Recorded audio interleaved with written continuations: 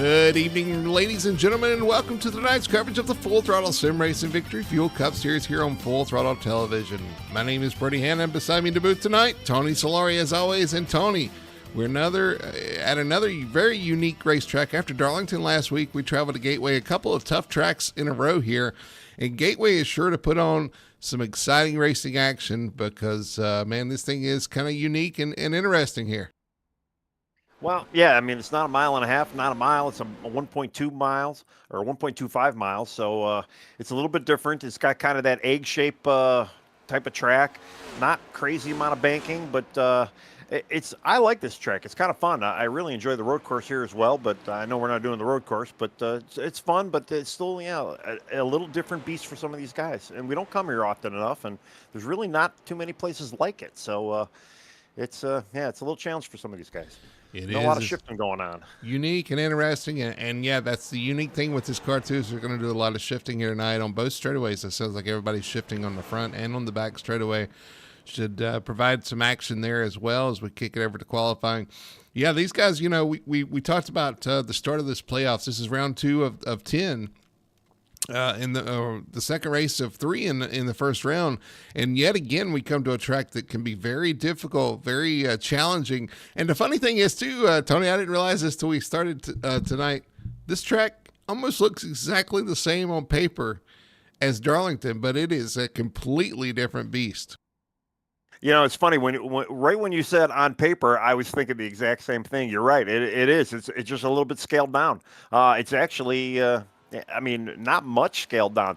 The only difference is there's not that tight ribbon that you did have around Darlington. So, but although the way that a lot of these guys are driving, especially I hear the cars are bottoming out, the shifting, getting a little loose too. It's a little tight down there. It's just, it's still going to be a lot of challenging. I know it was in the truck as well. So, although, like I said, I do enjoy the track. It is kind of fun, though. I like a challenge. I like a little bit of difference. Yeah, looking at the schedule again, Gateway tonight, then Bristol next week. Man, what a interesting first round for the playoffs because we end at Bristol. The cutoff race for Bristol should be a lot of fun next week, and then New Hampshire, Kansas. A lot of unique tracks in this 10-race stretch for the playoffs, and looking forward to it. But yeah, again tonight, 120 laps. Is your distance, 160 laps is your distance tonight. The stage at lap 45, and that should be a lot of fun to see these guys tackle that. We're going to 40, I believe. Yeah, sorry, my eyes aren't working. So 40 for the stage. But anyway, kicking over to the playoffs. We'll look at the playoff standings so far. Jacob Quill got the win last week, but he's not in the playoffs, so nobody locked in as we come into tonight. And you see the cutoff line, Richie Coy, TJ Bartell locked in at 0. And Richie's having to rebound from that penalty from last week. And we'll see how he can do against all these other guys as he tries to climb out of that danger zone. Well, I know some of these guys that are behind the line right now. Yeah, they got to be thinking about this race and obviously Bristol and, what they can bring. And, again, this being kind of a little bit of uniqueness. Some guys might have a little bit of strength here. And then Bristol. I mean, you either know going into Bristol that you're it's a good track for you or it's a worry track for you. So of those 4 back there, yeah, it's going to be a little tough battle for them. And, TJ2's got to think about what's going on. Wayne Grossi, William Lark as well. The points can be changed real quick here. Yeah, a lot can happen quickly. Again, with this points being so close, they're going to have to kind of watch themselves. And we look at the C season points too, because we still have the C season, that 10 race playoff. You got Jacob Quill again, your winner last night. Nick Alford chasing him down right there behind him, and this should be a lot of fun to watch too, because some of these guys are showing out in this series, in this championship, because they're not in the playoffs, and this is what they're fighting for, and this is going to be their focus. So we got 2 things to kind of watch for, and again, Quill with that win takes an early lead in the championship. You got some, the usuals like Nick Alford, Daniel Simmons all breathing down his throat. Yeah, well, it is a mixed bag in that top 10 right now. Jacob Quill with the first win over Darlington, but then you got Nick Alford, who's been around for a little while and he's used to being up there. But it's a mixed bag of new guys and old guys. The surprise right now is Alex Murphy in 4th, doing really well. Had a great run at Darlington. obviously got that win at Sonoma too. So there's a lot of new faces, in new places up here, as I like to say. Yeah, we'll see. We'll see how some of these guys, even some of the newer guys, got the rookie notification there beside him. Jeremy Sumter, Jeremy Burns, definitely looking to be strong here tonight and throughout the season for sure. So let's kick it over to our race analysis. Let's look at this track. We were talking about it. And again, looking at it, it is kind of similar shape to Darlington, but nothing like Darlington. It's this track that's very wide. A lot of these guys like, especially turn 1 and 2, you can kind of choose your own line. You got 2 or 3 different options down there to run different lanes. And while that can be great for the driver, you also kind of worry about that because if the guy jumps down there on the bottom and can't stick it, he's going to be up into you. Oh, right. Yeah, and it is tight in that sense. And something else to consider, too, and I think we saw a lot of it in the truck race, a lot of lap traffic that you're going to have to contend with at this track. I mean, it's not super short, but the lap cars definitely show up a little earlier than what you normally see here. So there's going to be that contention as well if we stay green. These guys are finishing up qualifying out there right now as they make their final laps. And time ticks down. Yeah, Tony, it's gonna be fun to kind of see because again, this is a very challenging track and it's a wide track. You're going to see a lot of raciness in this. I think we saw that in the trucks as well. Should be a lot of fun to see who can come out on top here tonight. But as they start to grid up, we'll throw it over to our starting lineup tonight for the Gateway 200.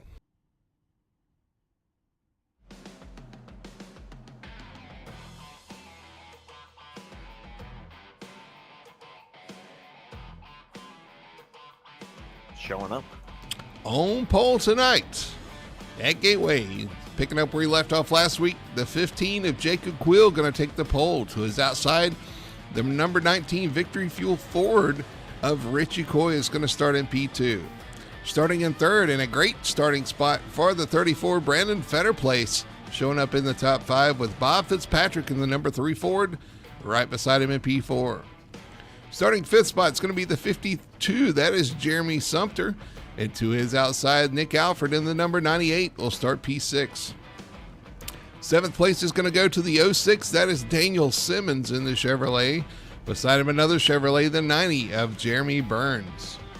Starting P9 to 33, that is Ben Tracy in the Chevrolet. And Ford of Travis Gilbert will be starting in P10. Starting 11th is going to be Michael Call. 12th place is going to go to the 48 of Jamie Knopf. Lane Allen starting P13. 14th is going to go to the 53 of Alexander Hodge. As 15th is going to be the 35. That is Alex Murphy. All right, starting 16th, we have Brian Dixon. 17th, J.C. Evans. 18th, Kevin Ruff. 19th, Cameron Albertson. Then we have William Larkin, 20th spot. E.J. Luna, 21st spot. Ray Gill, 22nd spot. Robert Fitzpatrick Sr., 3rd spot. Martin Grove, 24th spot. John Connor, 25th spot. I know I messed up a number back there. Jeff Chandler, 26th spot. Kermit Henn, 27th. Alan Duranco, 28th.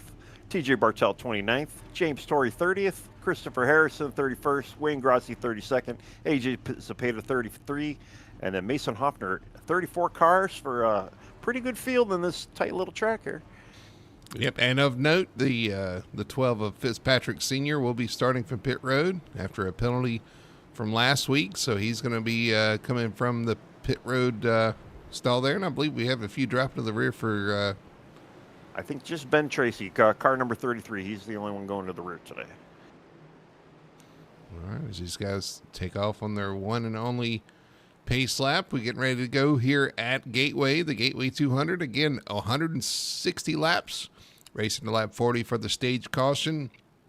We'll see who makes it first there as well. All right, so Tony, before we get started, I'm going to ask you, who are you looking at? I was going to lead off because I was waiting for you to ask. But I'm going to go with Richie Coy. Hopefully he won't lambaste me later if he doesn't win or whatever. I cursed him.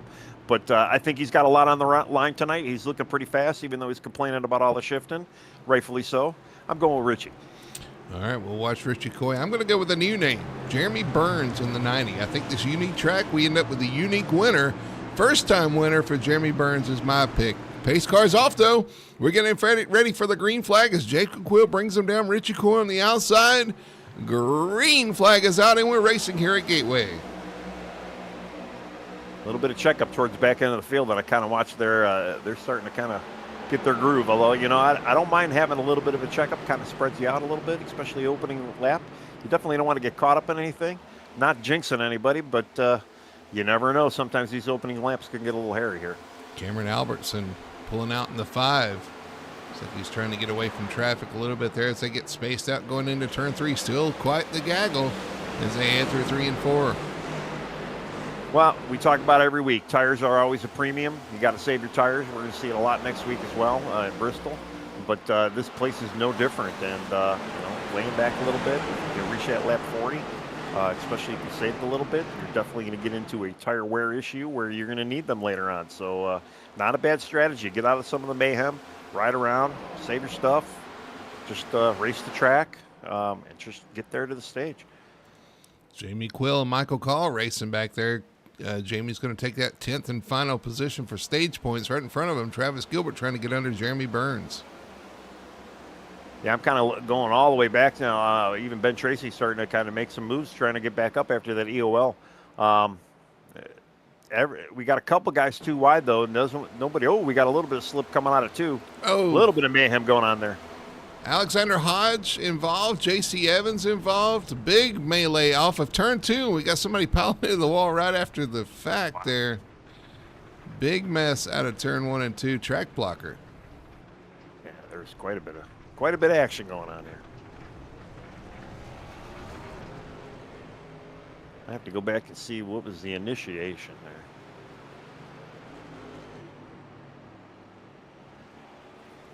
Looking back, the 03 and the 09, it looked like maybe had the first contact. The 03 got a little loose, it looks like. All right, let's go back and look at our best one tire and auto care instant replay. Looking at J.C. Evans. Oh, the 03 gets loose in front of him. I believe that's what kicked it off, probably. Yeah, I'm almost wondering if he may have had a little help from the 53 as well. Let's go back and look at that. Oh, looks like there was a little bit of contact. 53 into the 03, and boy, they just pile in. Yeah, unfortunately, the J.C. Evans really didn't have any place to go, and that really kind of set the whole snowball off. It looked like Brian almost was able to save it there for a second, but that second contact definitely jazzed it all up, as I like to say. So a lot of wrecked cars right now. It looks like doesn't look like too much major damage, but I guess we're going to see what the pit activity is going to look like. We got a lot of guys in for damage repair. It looks like no tires from what I'm seeing. Looking on board with the 53, definitely some contact. Let's go back and see where he started the corner versus where he ended up. Oh, yeah. Yeah, I'm going through. We had the 03 and the 09. Kevin Ruff, 99, had a little damage there. Cameron Albertson in the pits. William Lark, Ray Gill, Martin Rowe, John Connor, Jeff Chandler even got a little accident. Alan Duranco, James Torrey. Yeah, wow.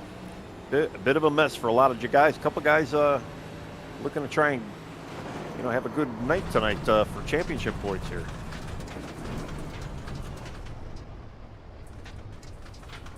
Yep, that's some of our championship contenders back there.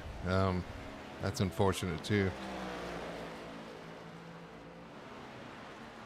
Well, I went back to go see what happened to Jeff Chandler. He did a great job hitting the brakes and getting through the track, but when he zigged, the car zagged, and he went right into the wall. So he did get a little right front damage just from avoidance. Yeah. Didn't hit a car, though. Wow. Unfortunately, Jeff's paint's not showing up for me either. Interesting. So, well, he's in definitely his shiny chrome with some black on there. That's what I'm seeing. Victory Fuel car. And Raven Graphics. Well, I don't see Doyle in chat. I don't see anybody in chat. Where are you, chat? Yeah, we don't have any. We got it's like 18 to 20 viewers and no chat. Guys, let us know what you're looking at. Who you pulling for? Yeah, I'm sure it's going to be some of the usual suspects out there. So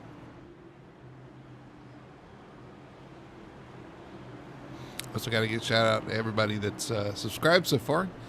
Up to 700 subscribers here on YouTube. So thanks again for the support. And if you're not subscribed, why not become a subscriber today? Yeah, I was very impressed. So we're at 701 right now, which is really cool. So, yeah, hopefully some of you guys, if you're not watching us live, you're watching us maybe in replay. All right, we're coming down for the restart. Richie Coy leading them down. Brandon Fetter plays second. Green flag is out, and we are racing. I forgot all about there was a race going on. Yeah, Richie Coy gets a great jump out there. He does. He jumps out to a lead. Ooh, Nick Alford, Travis Gilbert. Who's that? Daniel Simmons almost in the wall off two, racing with Travis there. Yeah, I had to go back to try and I'm looking for Jacob Quill. He's all the way back in the 25th spot. So. Yeah, I was wondering. I didn't know if you mentioned that or not, but I did not see him in the pit unless he just kind of came in and out. I'll have to go back and see what he came in the pits for. Maybe he already didn't like the car handle. I just wanted to get a little tune-up. Settled out for the top 10 for now.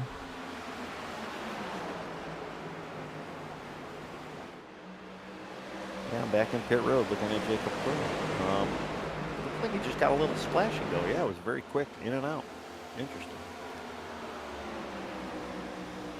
Here comes Jeremy Burns looking on the... Sorry, it's Travis Gilbert looking on the inside of Nick Alford. Side by side. Yeah, there. Looks like Jeremy Burns. Your pick is joining the party there.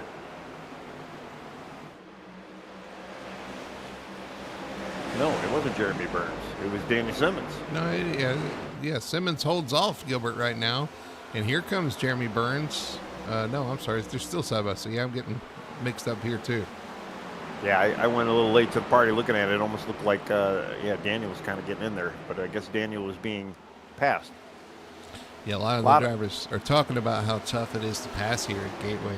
You got that outside, you can roll that top side, you can get a lot of momentum off the corner, and it really helps you down the straightaway. Well, I know that the trend in the truck was the outside line.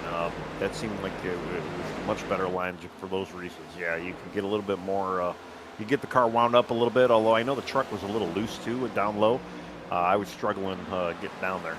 And we in the truck race too, we saw a lot of different tire strategy with a lot of the competitors. So I'd be interested in seeing if we get a little bit of that tonight as well. So it'd be kind of interesting to see what some of these guys do. I mean, obviously, we already had Jacob Quill go in, no tires, but maybe top off, or I'm not sure. He was in and out, like I said. Kind of wonder if maybe he left the qualifying set in. Well, that's very possible too. Yeah, you got to go in there, and I don't know what you could do at that point. Yeah, I don't know either, but you need to do something. Yeah.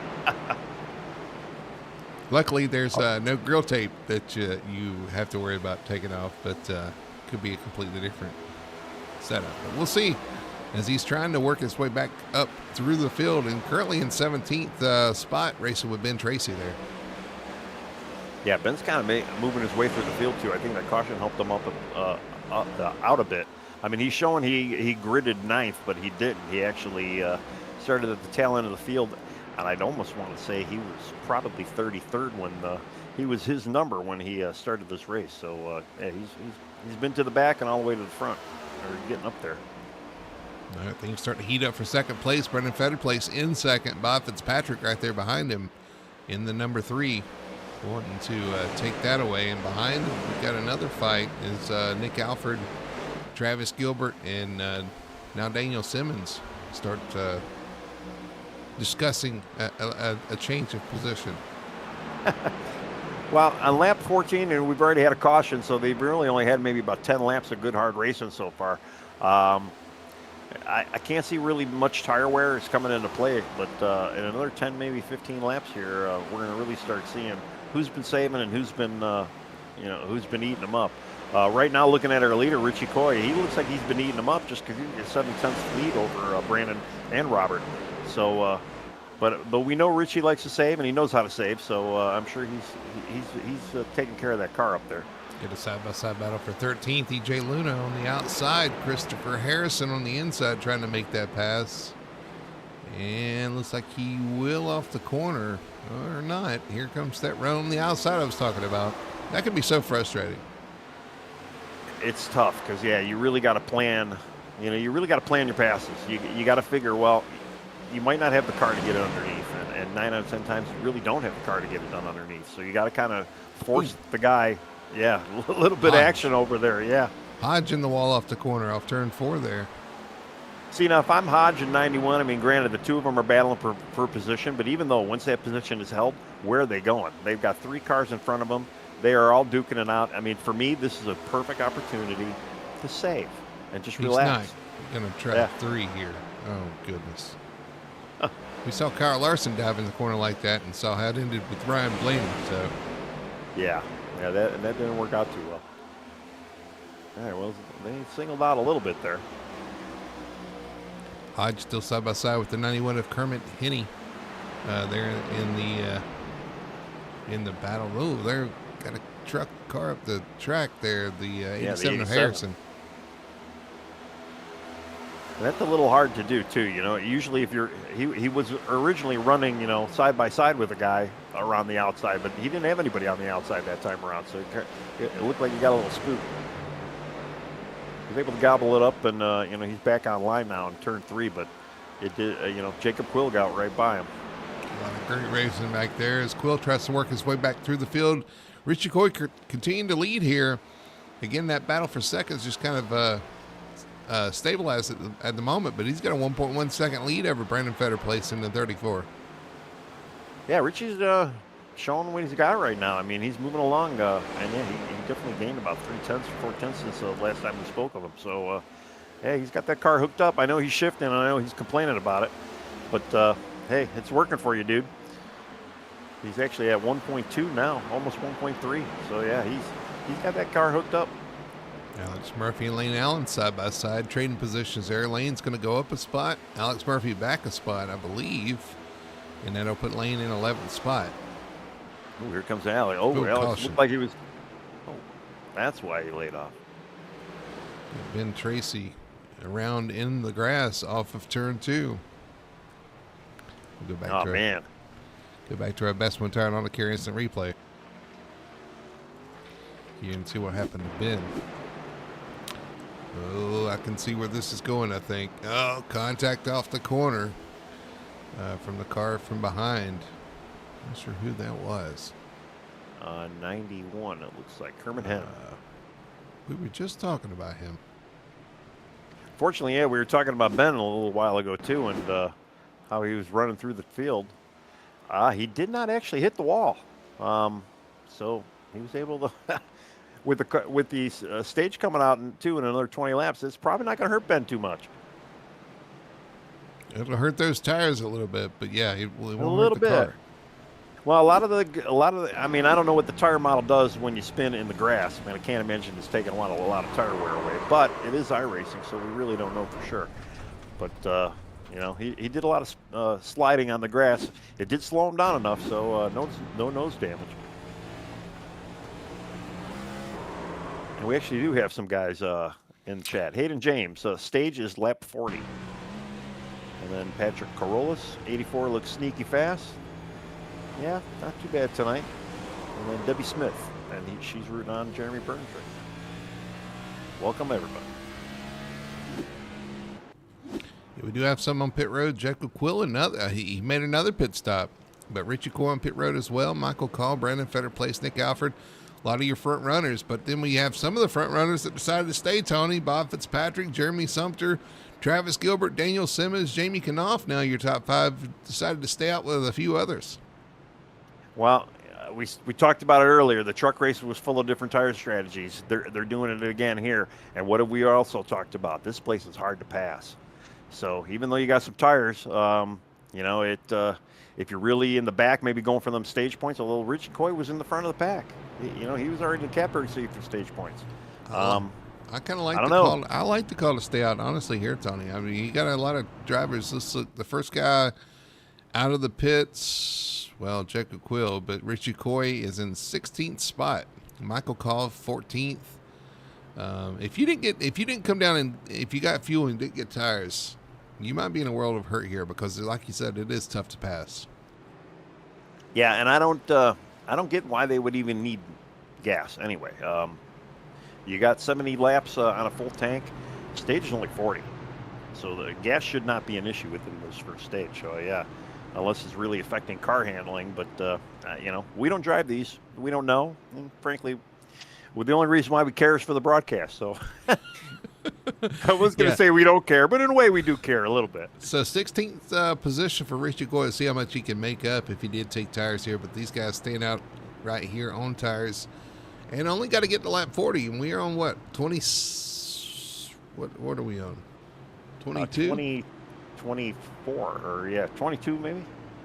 I got to go back a couple laps. I want to see if Richie took tires or not. So yeah, 22. So I like the call. We'll see how it works out. Here's their 2x2 through 3 and 4, getting ready for the restart. Fitzpatrick Jr. on the outside of the front row.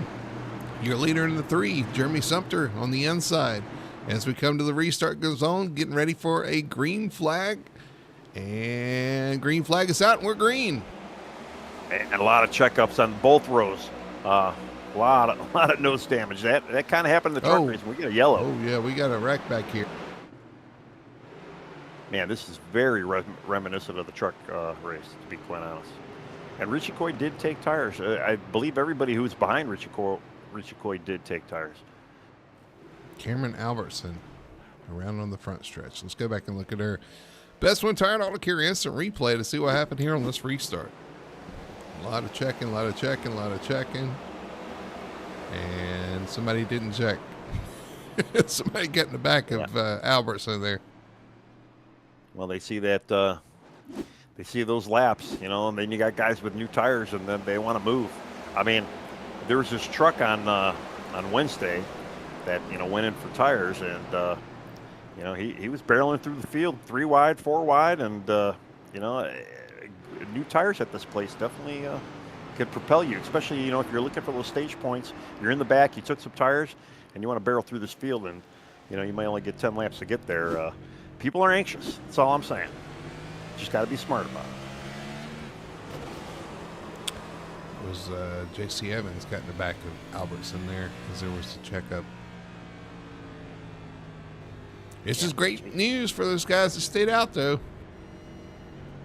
Yeah, I mean, they don't mind. Keep them coming because now they've saved tires. We don't have the big tire deficit like we do here in the Truck Series. Truck Series, we only get 3 sets in the pits. The laps are obviously a little less, but you get a little extra here in the Cup Series, so it's not like you're really using. I mean, you are using up the set, but it's not going to be a detriment to you later on. Not always, at least. Quill back on pit road. The 15 of Quill. I'm at a loss. I don't know what's going on with the 15 here. Yeah, and he's unless he got damage from that line. I'm gonna have to go back and look because he's sitting on pit road now for a while. His first 2 bouts were in and out, so it's not like he's getting damage or making a quick change. He got damage here.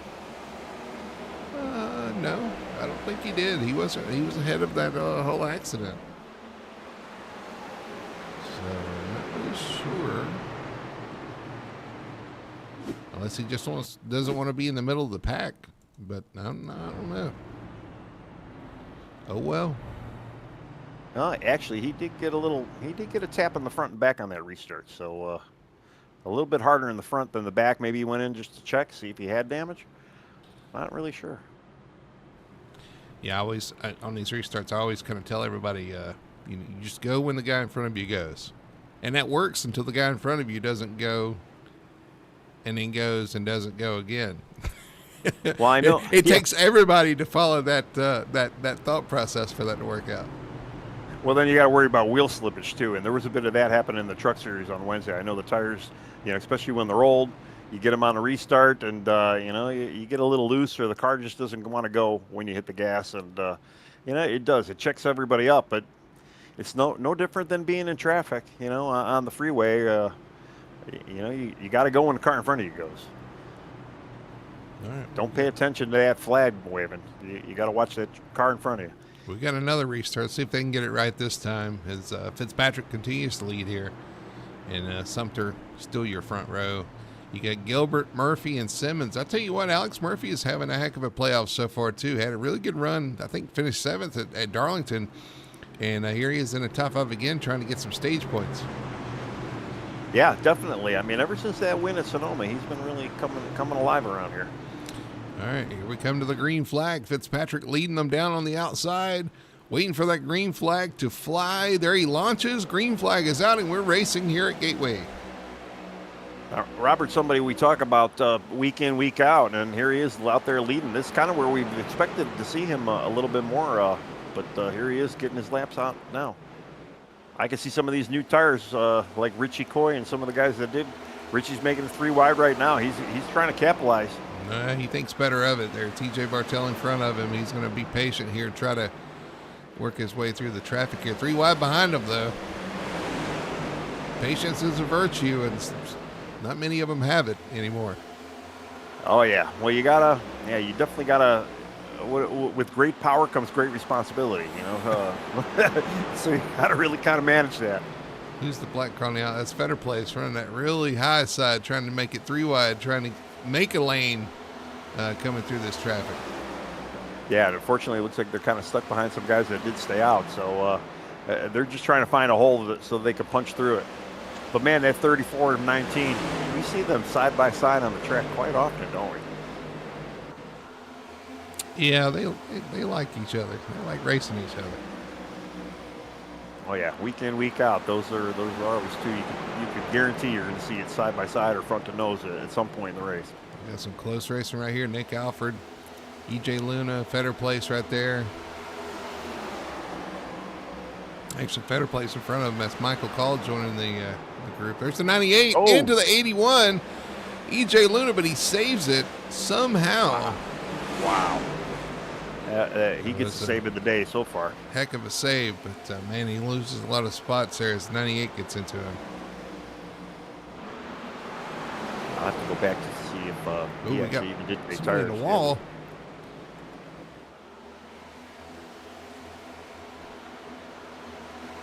AJ Zapata.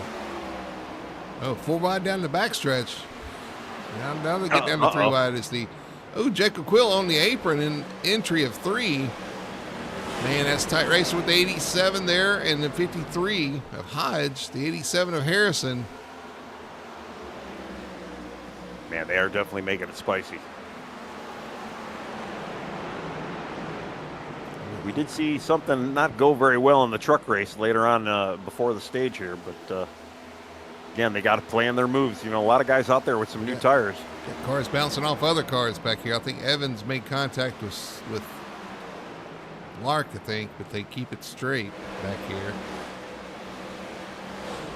Yeah, I'm kind of constantly scrolling through the field here, just looking at all some of the mayhem going on. Robert Fitzpatrick Jr., though, hanging out in front, though, still. He's got a 7/10 lead over Travis Gilbert. So Travis Gilbert actually took over second from Jeremy Sumner. Daniel Simmons on the move, though, in 4th, all over the bumper of Jeremy right now. Albertson off the track again, down the backstretch into the grass. He keeps it straight so far. We stay green. Man, a lot of action going on. I know the rest of the race isn't going to be like this, but man, they are putting on a show. Another 3 wide. Alexander Hodge, but Brian Dixon in the middle. Oh, we got a car. Jacob Quill around. And we got more cars joining the fray back here as they get turned out into the corner. Yep, Quill into the wall. Ben Tracy involved. Trying to scroll through to see who else. TJ Bartell, EJ Luna. Wow, he just got loose and it did the zig and the zag and shot him straight up the track.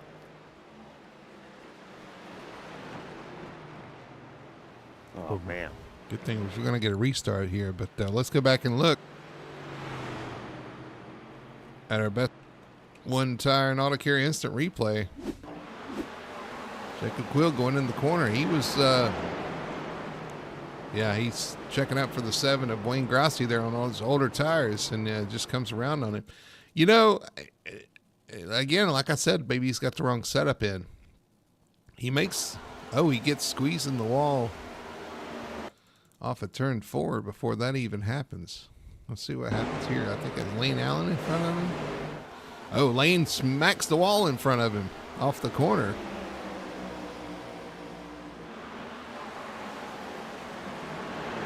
And he goes down in the corner, gets loose, overcorrects into the wall, takes out the 53 and the 33. And you got some other guys involved there. The 09, I believe, gets in the back of who's that, the 81? Yeah. Yep.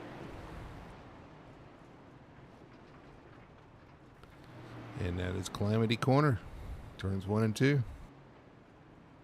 Yeah, you almost wonder. I'm sure he had a reason for pitting, but man, could you see how bad that night has gone for him since he's been pitting? Man. Oh, the 09 gets loose, checking up for the wreck. He gets loose and turns down in the 80. That's why he got the 81. Oh, wow. A lot of action. Well, we're going to have a quick, maybe, 3-lap shootout, looks like maybe. Yeah, again, they're going to have to watch the checkups and the tire spins here. It just looks like Quill overcooked it in the turn 1 and spun out.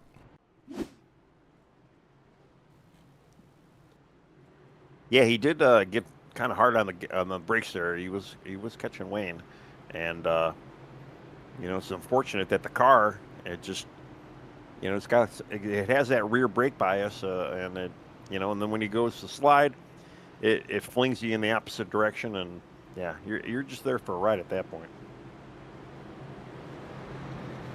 From the penthouse to the outhouse for the 15 of Quill. He goes from winning Darlington, starting on pole here, and looks like he's going to have a rough night. If they can get it fixed. Yeah, I believe he's still in the pits now as we speak.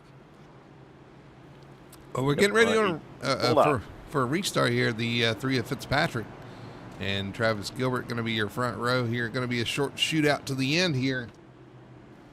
What are we, 36 to 37, so about 4 laps. About 4 laps of racing. Yeah, 37 when they hit the line, and I'll tell you, some of these guys that didn't take tires, they're looking pretty good right now. Looking like the strategist, or is that the word? I don't know, but they're looking good. Here we go. Yeah, we'll see what happens on this restart. Fitzpatrick and Gilbert, Simmons, Carpenter, Murphy, your top 5. Waiting for the green flag. There it is. Green flag is out. Great jump by the 3 of Fitzpatrick. He's going to jump out to the lead. The race is home for second. Yeah, cuts down that low line, gets that nice run. He's kind of running middle of the track, too, and he's got everything, every reason to do that. Yeah, 7 got a little loose there. Kind of checked up some of that outside line there. They're all scattering like flies. Race on for 5th. Oh, it's close between the 48 and the 53. Jamie Knopf going to take that position, though, as they come off the corner. Yeah, they definitely they got a little close for comfort there. A couple of guys still battling too wide along the very back. Oh, 48. Jamie Knopf in the wall. They keep it straight, though. We stay green. Wow. It almost looked like the same thing happened to him that happened to Jacob Quill. Some of the guys were talking about issues with the car bottoming out into the corner. I wonder if that's what's going on in turn 1 there. True, and I'm also wondering too about shifting. Is shifting disrupting the car when if you downshift a little bit too soon? It might want to prevent that or promote that looseness. Some close racing there. Jeremy Sumter and Alex Murphy coming off the corner there. I'm sorry, that's Nick Alford and Sumter. Really close racing there. One guy that hasn't found a hole, Richie Coy, up to 5th right now, trying to make some room here. Here comes Daniel Simmons for 2nd. In front of him is Fetter Place. I think Fetter Place on the same strategy, so he's actually a spot better. Now they're going to almost be side by side through 1 and 2. All right, here comes Fetter Place under Nick, or who's Gilbert. that? Gilbert. All right, Fetter Place takes it over. I don't know if Daniel's got enough time to get there. Probably not. It's going to be close at the line here. Here's Simmons off turn 4, got a run, but the 3 of Bob Fitzpatrick going to hang on for the stage win. Daniel Simmons second. Fetter Place third. Travis Gilbert hangs on to fourth as Richie Coy finishes fifth. Well, not too bad for some of those guys. Although, you know, Richie and Brandon Fetter Place. We had a crash here after the. Oh, we did. Yeah, Jamie Knopf, Lane Allen involved. I wonder if I thought the yellow came out a little earlier than it's supposed to. Hodge involved as well. Let's go back and look and see what happened here at the stage. Watching the 48 of Jamie Knopf off the corner. Oh, it happened in front of him. Oh my goodness. I'm going to examine some of these guys for their driver's license. Let's see what happens, because it happens in front of this whole pack. Alexander Hodge is sideways.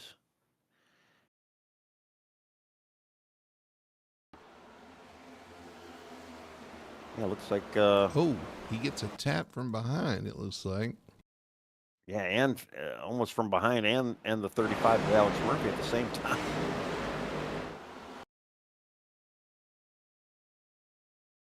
They were I think they were fighting for 10th position from what I'm looking at. Who is it that gets into the side of him? Alex Murphy, 35. Yeah, but Alex is hit from the outside. Who's on the outside of Alex? Oh, that is I believe is that the 91 or the 81? It is the 91. Kermit Henn. Jeez.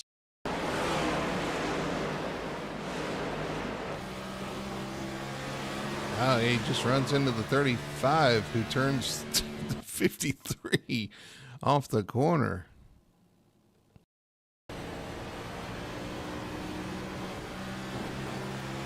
This guy's bounces down into the 35 and gets the 35 to turn to 53. That's a let me use the 35 to turn to 53 kind of move. That's impressive. Man, I think took William Lark out because he's disconnected. Well, let's go back and look because there's some major carnage here after the fact. After the 53 gets turned around, he bounces back up into traffic right in front of the 24, and then somebody comes in and cleans him out. Who is that?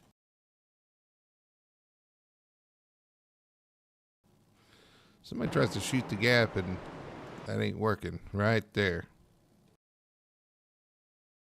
Yeah.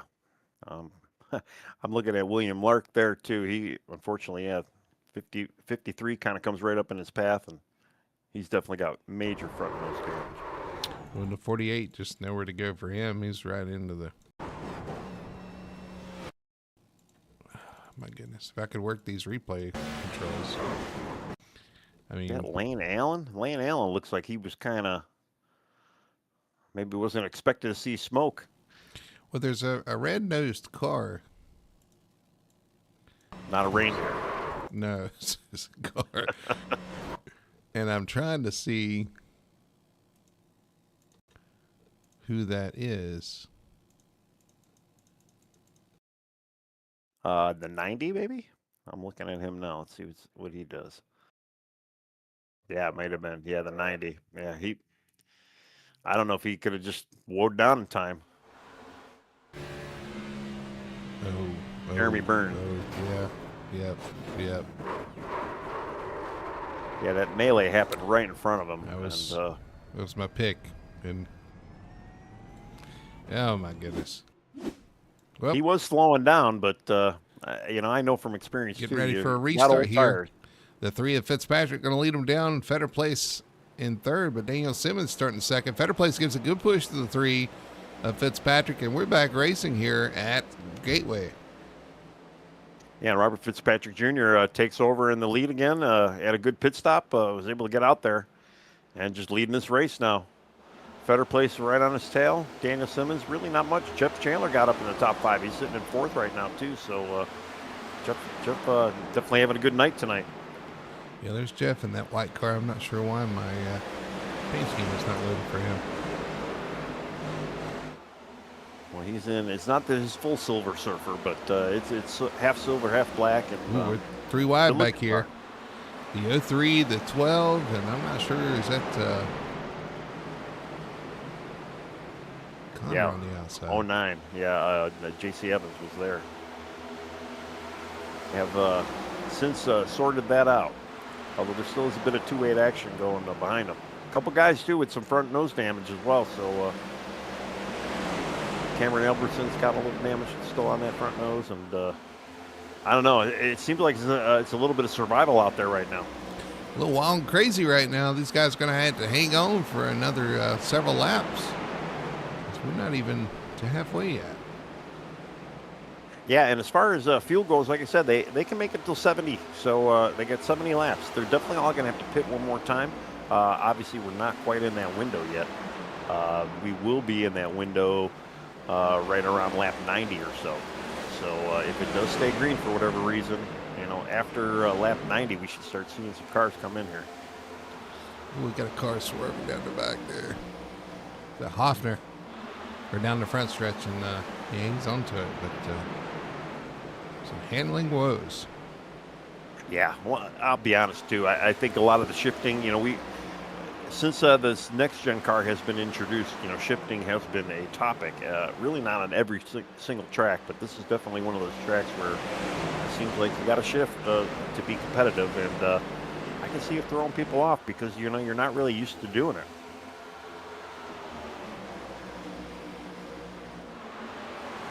Took a fight with Chandler and Michael Call. Nick Alford right there as well. Nick gets by Chandler. Oh, in the wall a little bit there. It's going to open the door for Michael Call on the inside. Yeah, Jeff has lost a few positions since the last we talked to him too. So I don't know. I was saying he was looking good. And he's lost 3 positions since. Sumter and Travis Gilbert continue to run side by side. I think Sumter maybe got the wall a little bit there off the corner. It's going to open the opportunity for Travis maybe to slide up here into turn 1, and he does. Yeah, that one rare instance you're going to see a pass from the inside, but yeah, Travis was able to get that done. Richard Coy looking to the inside of Jeremy Sumter. Well, I can tell you too, on equal tires, Robert Fitzpatrick Jr. does not look as strong as some of the other guys we've seen up front. He's starting, Brandon Fetterplace is starting to really hunt him down, and he's got a long train of cars behind him. Yeah, Fetterplace having a good night tonight so far too. Just got to put it all together. He had a rough go of it at Darlington too. Was involved in seemed like several incidents. Just kind of took him out of competition or out of contention, but looking pretty good tonight. For a good rebound.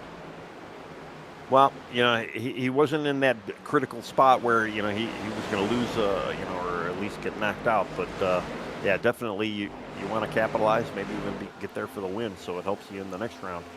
But the one guy that is really wanting to have a good night tonight is Richie Coy. He's definitely he's up there. We got another car smoking here on the front stretch.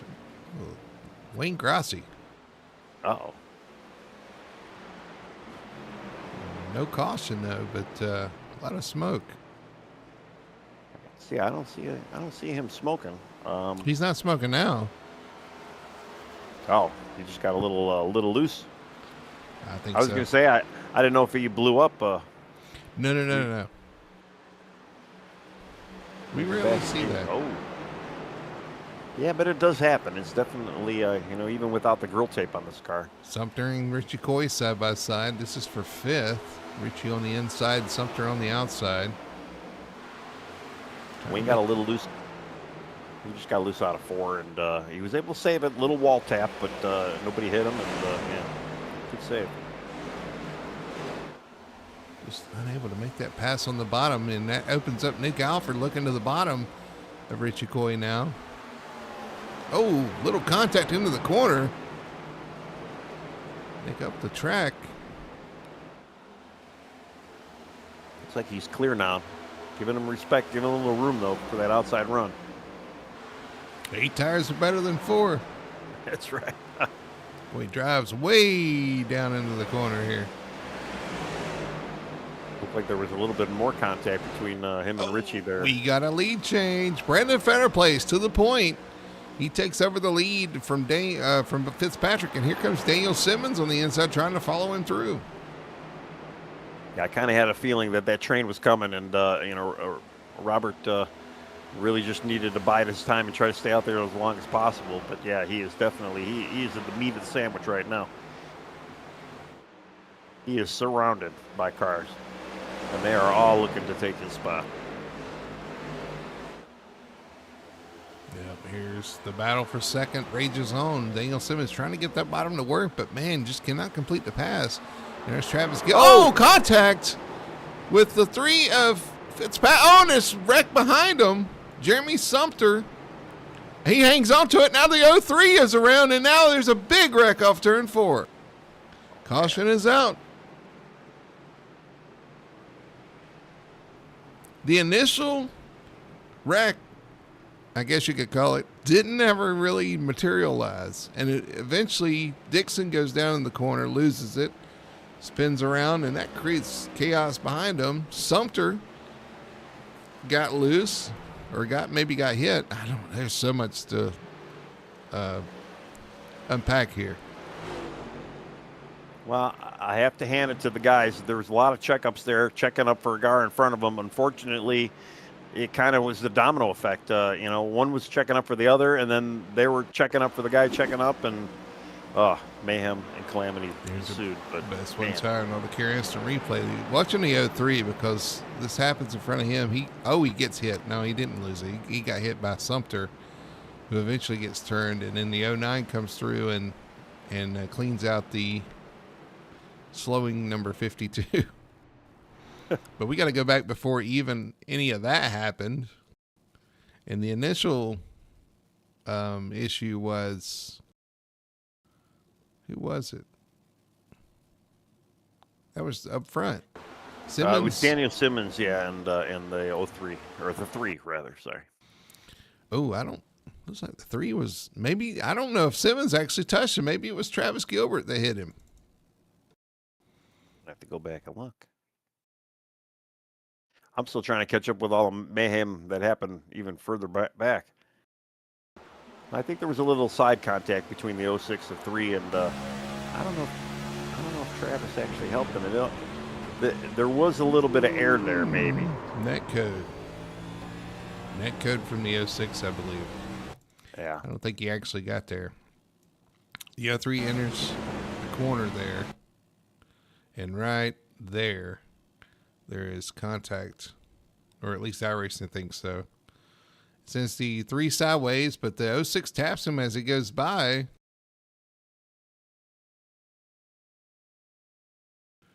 And Bob is all right at this point. But then the checkup behind him, Sumter sees it. And then I guess was that Nick Alford got into Sumter. And then the 19 gets into Nick. But Sumter does a pretty good job of saving it there. Locks it up, but comes down the track, catches the 03, turns him into the wall. And now the 09, trying to avoid the 03, comes across in front of Sumter and wrecks him again. I mean, he's trying to avoid the spinning cars, so. Yeah. Wow. A lot of avoidance, but yeah, a lot that went wrong. I mean, a lot of guys just didn't have any place to go, unfortunately, and caught everybody off by guard. Off guard, Off by guard? Off by guard, yeah. Off by guard? I think they said we're going to wreck by guard. And by guard they did. Oh, goodness.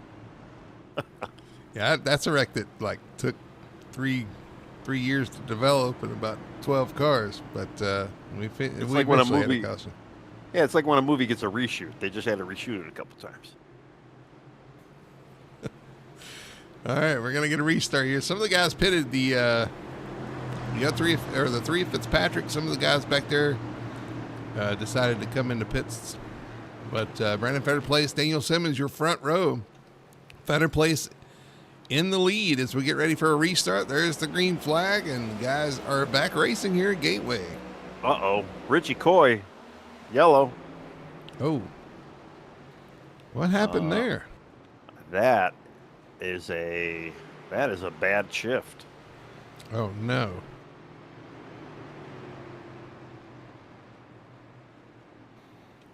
Oh, boy. Let's go back and look at our best one time. Auto care. Instant replay on the restart. Going. Oh. Well, at least he didn't get hit by anybody, I don't think. No, he didn't. He did get some pretty good wall damage, but yeah, that is evident of a bad shift. Let's hear it on board. It just would not. It sounded like it would not shift. It would not shift. It wouldn't go in gear. He just stayed in the gear, restarted, and could not get it in the next gear. And that, my friends, is why I use Auto Blip.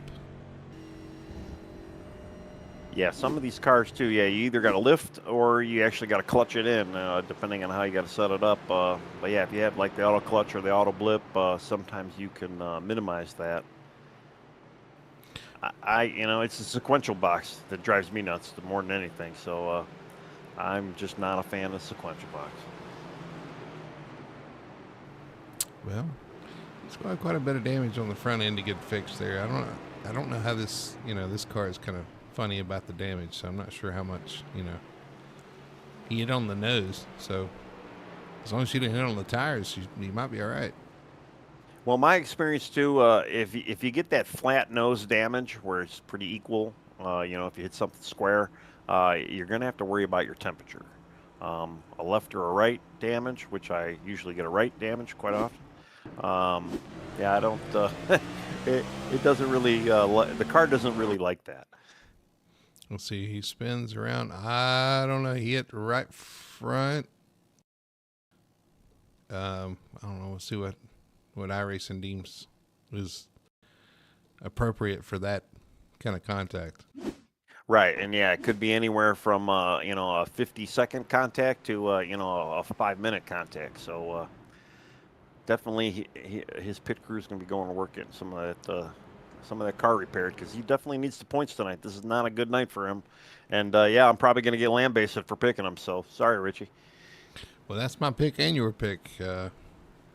Yeah, we're both out tonight. So. Funny thing is, it's Jacob Quill's back on the lead lap. Well, we've had a few cautions, so yeah, he's been able to kind of work his way through there, and everybody's kind of getting everybody's out right now. Didn't look like anybody took tires either. A lot of guys just repairing some damage.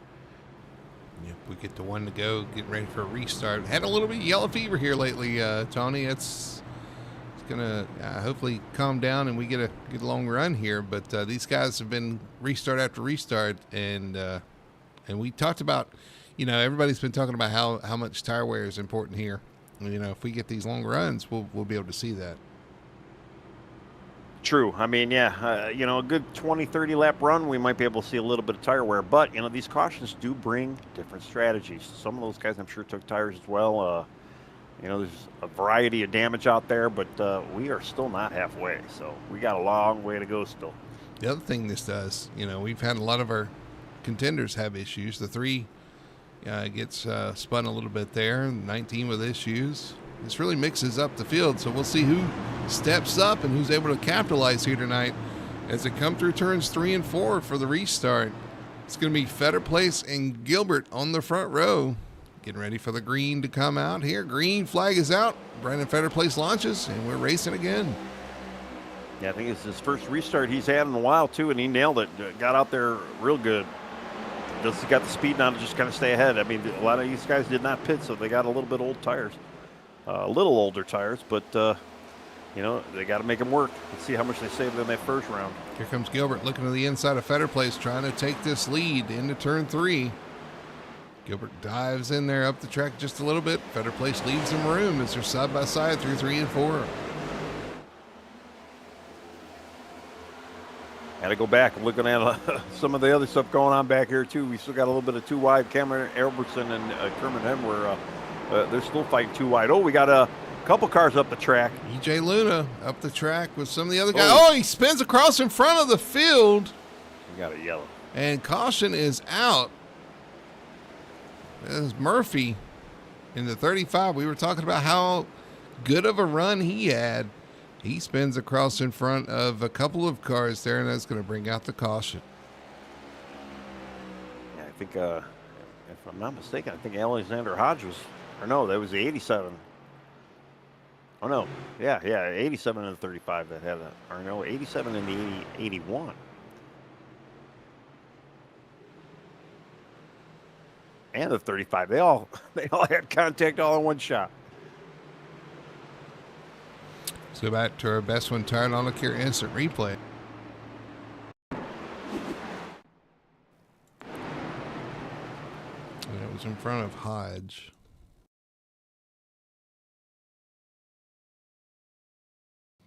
Let's see what sparks this. It's like the 87 to the inside into turn 1. Ooh, just drives up the, I don't know if he got loose or drives up the track, takes 2 cars with him.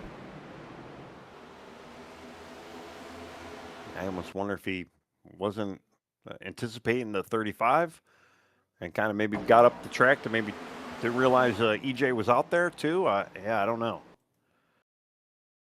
Or the contact pushed him on the outside. Man. Let's go back and we'll ride on board with him and see what happens. See from his point of view here.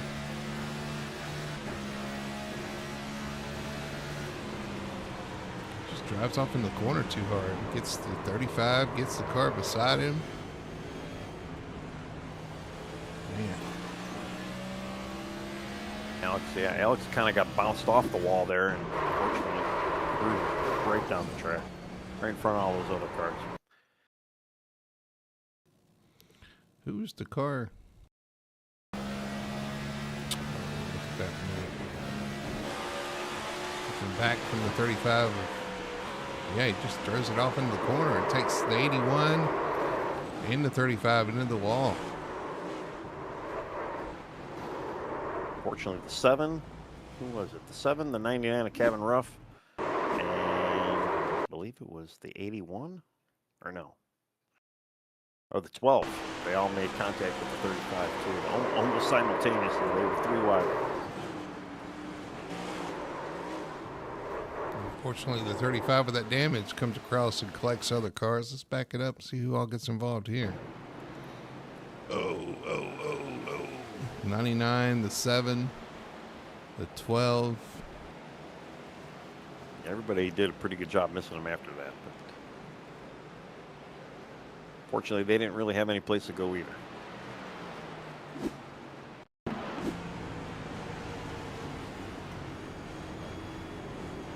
No, because he just spins right down across the track. Yeah, he got a little bounce coming off the wall. Just kind of threw him down. All right, well, we're doubled up for another restart here. Wish give me a caution count. That'd be nice. Oh, it does. Yeah. I don't know what it says here on the brow. I can't read that little text up there, but as I say, 9th caution.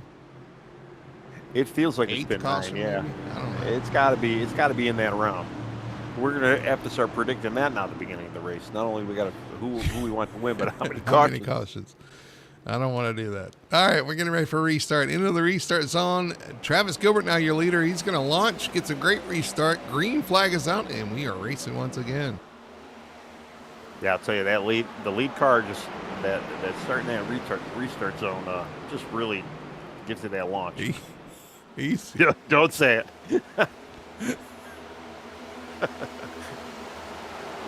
We're going to rename that little zone on the front stretch. Only for anasses. I think Mark Groves, another paint scheme for the show. I'm going to look at that after the race, but still racing side by side back here. Man, but Travis really pulled out to a 5/10 lead over second right now. He's got that thing wound up and hooked up right now. And you got to watch it, though, because you don't want to burn those tires up. As we have a cloud, somebody put the sun out over the track here. Yeah, you don't, but, we're at lap 70, so, I mean, really, in another 20 laps, you're going to be in that kind of pit window. Now depending on when you want to actually pit, assuming some of these guys, they pitted at the stage. So that means that it's lap 40. You take the 120 laps that are remainder, that gives you a 60-lap run. So you really, he could probably start, coming in about another 25 laps or so. So with all the cautions too, I don't know if you probably don't have to save that much just because you've been running around here on yellow for so long. So he's looking pretty strong now. He's still got the hammer down and increasing that lead. He's up to 7/10, and Daniel Simmons getting ready to pounce on Brandon Fetterplace right now. I expect a dive either outside or inside in the next lap or so. Yeah, he was pushing him down the straightaway. Right, yeah. Well, bump drafted at Gateway. Definitely. And, somebody who we talked about earlier started all the way in the back of the field with an EOL. Ben Tracy up to 5th right now. Been in a couple of accidents, got that one spin we saw earlier. He's running similar equipment. He is Tracy from Tracy Motorsports. He is running same equipment as Daniel Simmons and Jamie Knott, who are good drivers every week in, week out. So, definitely showing his hand right now. I'm hoping I'm not jinxing him by talking about him, but Ben, you're doing a great job right now. Bob Fitzpatrick climbing his way back up through the field after his earlier issues. He pitted, got some new shoes, working his way back towards the front. I'll be honest with you, at this point, I am so lost on the strat. We've had so many cautions and people pitting at different times. I'm completely lost in the strategy. So your guess is as good as mine as to who's on what strategy, who can go where. Well, I think, compared to what happened at the truck race, we had the same kind of strategy. Kerfluffle, where there's just a lot of guys doing a lot of different things out there, and it's making for a little bit exciting races and strategies.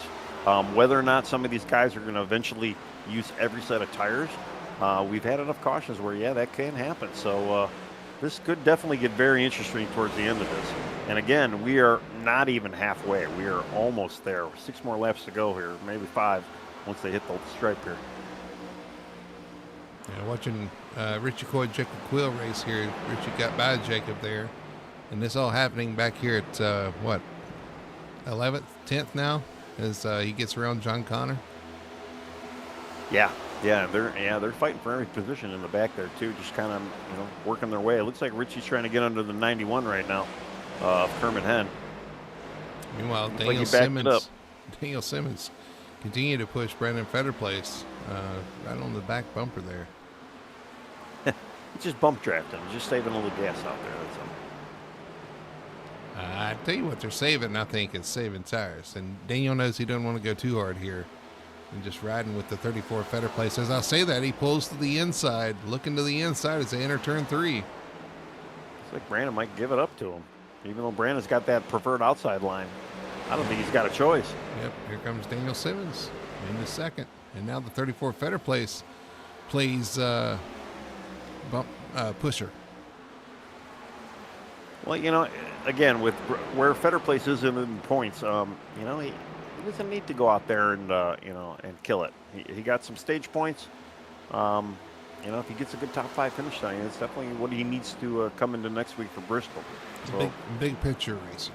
Exactly. What you're saying, yeah. Exactly.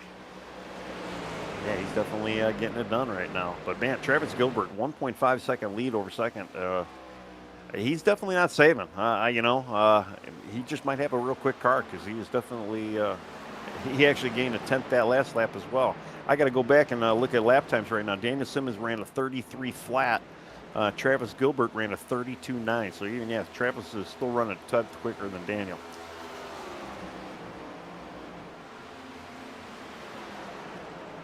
Crazy.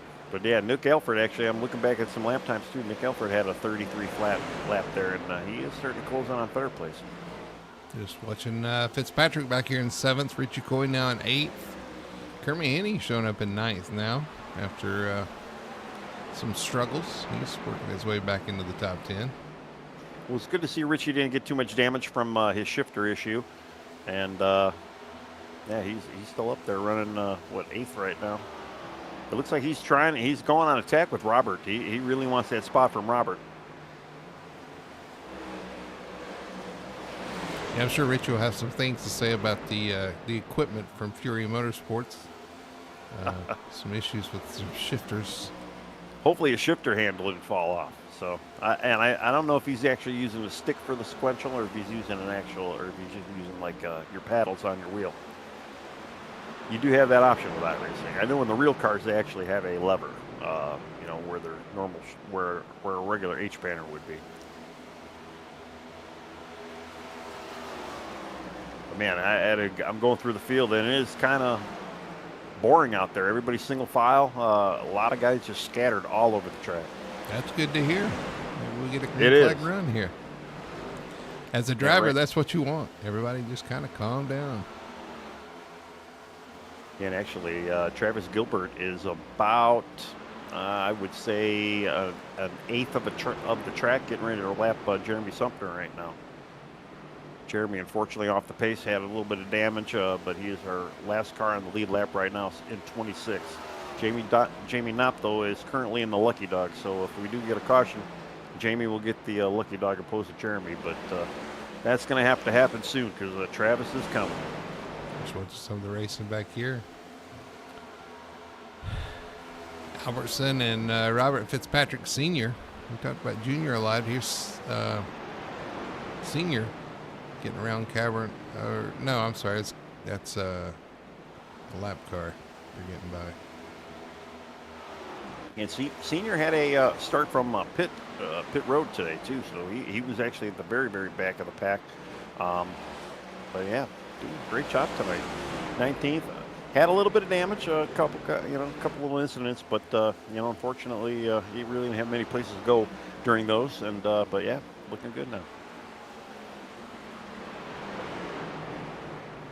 Alex Murphy slide job on the 81 of EJ Luna there, gets the pass done. And he's going to look underneath Mason Hoffman going into 3. All this happening back here in 16th, 17th, and 18th spot.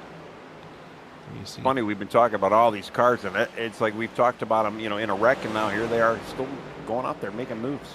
I guess these cars are a little bit resilient, huh?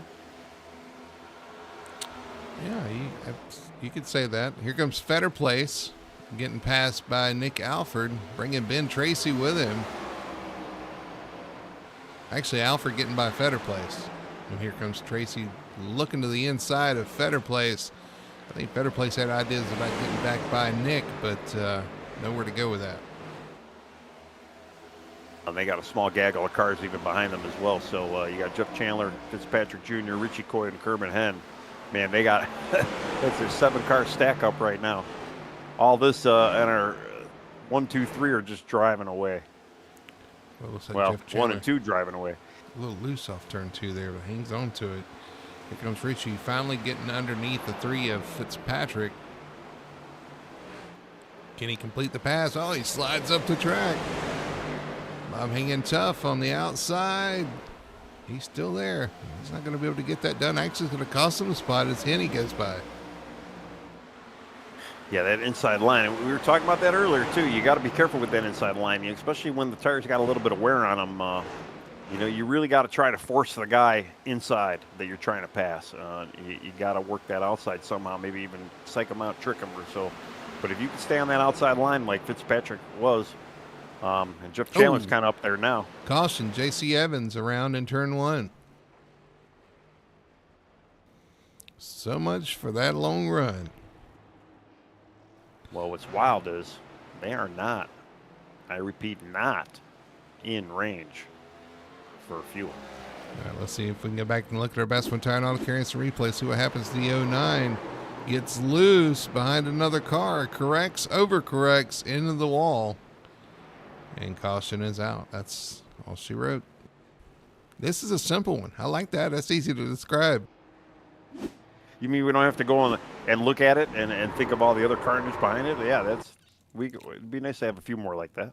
Well, who's the car in front of him there? He gets into the car, actually. Gets in the corner. Maybe a little too hot. Gets into the... I think he's sliding sideways before he even hits the car. We'll see. Yeah, he's sideways. He gets in there. He overcooks it a little bit and then overcorrects. Oh. Well, there's good luck for one car out there, and we did talk about him a little while ago, Jamie Knopp. He was able to get the lucky dog right there. And we got a lone survivor out there staying out on tires. I was just going to say, yeah. And as I'm looking through the pits, everybody pitted with the exception of our number 19, Richie Coy. Yeah, everybody in the pits. I'm curious. Is he worried that maybe he did take a set of tires too much? Maybe that last pit stop he did take tires. I'm gonna have to go back and see what he did, because after the shifting incident, he may have went in for some new shoes.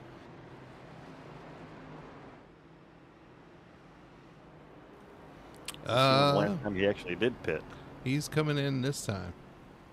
Oh, really? Which I'm not sure about that, because I think that's a penalty. Fuel. No, I think it's a penalty unless he didn't even roll through pit road. So this is gonna, if he pits the second time by, I think it'll give him a penalty. No, I don't know. I don't think so. Yeah, I think if you don't pit the first time, yeah, but it may be end of longest line, which he may be there anyway. Well, what he's doing right now on lap 88, he's trying to. He was the guy we got our information from as far as fuel strategy, and he said 70 to 71 laps. Right now, there's 71 laps left to go. He's on pit road, topping off. Mm-hmm. So, I almost have a feeling that's why he delayed it a little bit, because he didn't get tires either. He just went in, got a splash. But wouldn't you want to come in, get your tires and fuel, and come in and top off when you take the one to go? I would think so, yeah. Or maybe this is one to go. Never mind, they are 2x2. So, all right. So we're gonna get a restart here. So that is what he did. He waited as long as he could. All right. So Travis Gilbert, your leader. Nick Alford in second. Better place Simmons and Chandler, your top five. And the last time Richie did pit was lap 67. And, 67. All right, coming to the restart. Travis Gilbert leading them. He's going to launch. Green flag is back out. We're racing once again. Yeah, it's a long way to go on tires and on gas, too. So, I don't know. Not really sure about the strategy, but maybe he decided he needed to save it set. There goes Ben Tracy around off turn 2. Caution is out.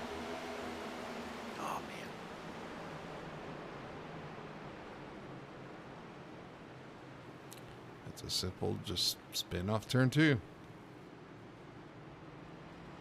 Cold tire. That's the problem with shifting too. You're in that lower gear, higher RPM, more chance of slipping. Cold tire. He was on the inside too, and I don't know what the temperature of the track is doing, but it might be just getting a little evil for him out there as well. I know the sun is out. The best retired auto care instant replay on board. The 33 gasses it up, loose off the corner, right around she goes.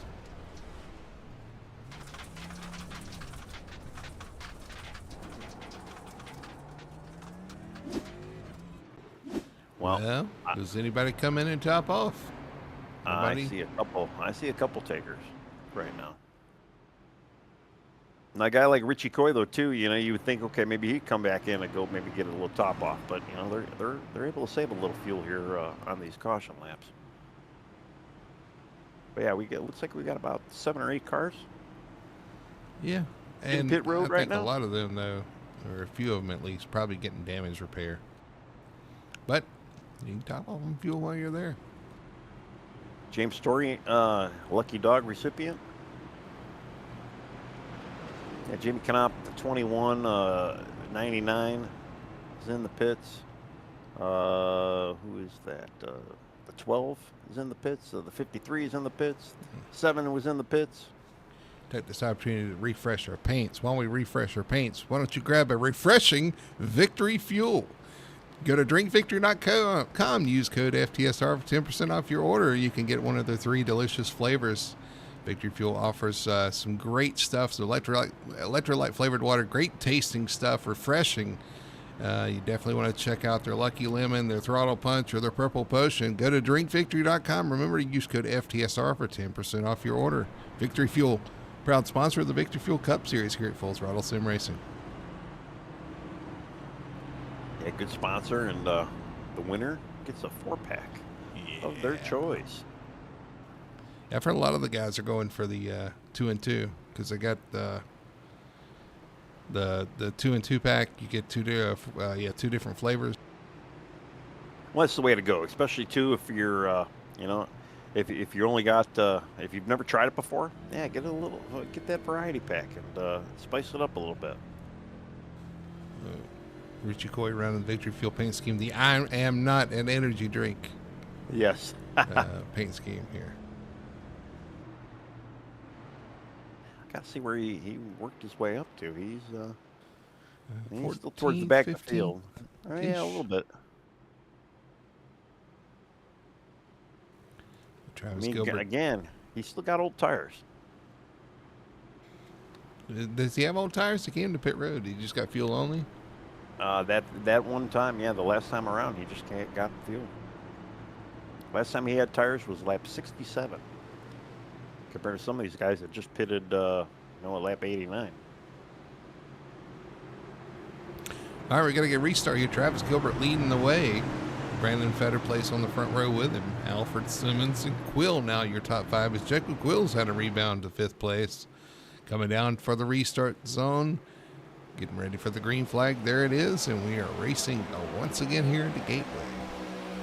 Yeah, Jacobs had kind of a wild night. Put himself behind a couple times and had some damage as well. And, it's worked his way up to 6th place right now. He's sitting in 5th right now. He's able to get by Chandler. Oh, going 3 wide into turn 3 with Nick Alford, Daniel Simmons. Dives it in there. Oh, up the track into the 06 just a little bit. Wow. I'll have to go back and see when he actually got tires, but Oh, Richard Coy in the pits. Richard Coy in the pits. That's that penalty I was talking about. I'm telling you, it's a penalty he had to serve under green. Yeah, you might be right there, yeah. Wow. That is devastating for his night. He is definitely going to be a lap down. I don't know if there's any time penalty, maybe a 40-second penalty. He might go 2 laps. So he's still sitting in the pits. Devastating for the 19. The only good news is the next guy lap down is Lane Allen, and Lane Allen is 8 laps down. So if a lucky dog should come out, he should be the recipient. At least get maybe one of the laps. I believe he might go 2. I'm going to have to look to see. They're coming around now. And Tracy trying to fight back towards the front. Racing with J.C. Evans there into turn 3. They get that position. That is for 19th spot. Yeah, fortunately, Richie's still on pit road. He's pulling out now. So, yeah, he's definitely lost 2 laps. But, man, Travis Gilbert extended that lead out already. 6/10 over Brandon Fetter place. Well, Jacob Quill did get around Daniel Simmons now. So, Jacob Quill up to 3rd. He's looking to try and lead this thing again, it seems. The big question now is how many of these guys are actually going to have enough gas to get if we stay green?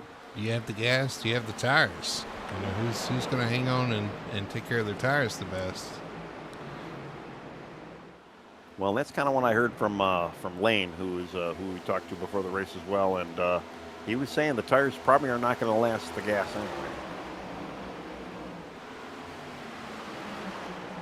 We shall see. And then how many guys have any tires left or have been trying to save a little bit of that tire strategy so they can work it later? Or better yet, what's the chance of us running green to the end? Well, weird things have happened. I mean, I'm not going to say it's not possible, but you know, these guys can surprise us. Sometimes towards the end of these races, they do stay green. I have been surprised so far. I've been surprised we've had so many cautions. Well, maybe maybe they're sick of them themselves and they decide not to wreck. Jacob Quill all over the back of the 34 Fetter Place. Those two have raced before. I remember a close race at Texas between those two, and maybe not the. He's in the 34. He's loose. Hangs on to it. Does not overcorrect like I've seen a lot of the guys do, but he's going to lose a few positions from it. It almost looked like contact. I mean, it wasn't, but man, you almost wonder if the air of Jacob's car got kind of to the back of Fetter Place there, which maybe helped him get a little loose. And I guess we're going to see what Jacob's got under the hood there. His last lap was a 32.6, making that pass.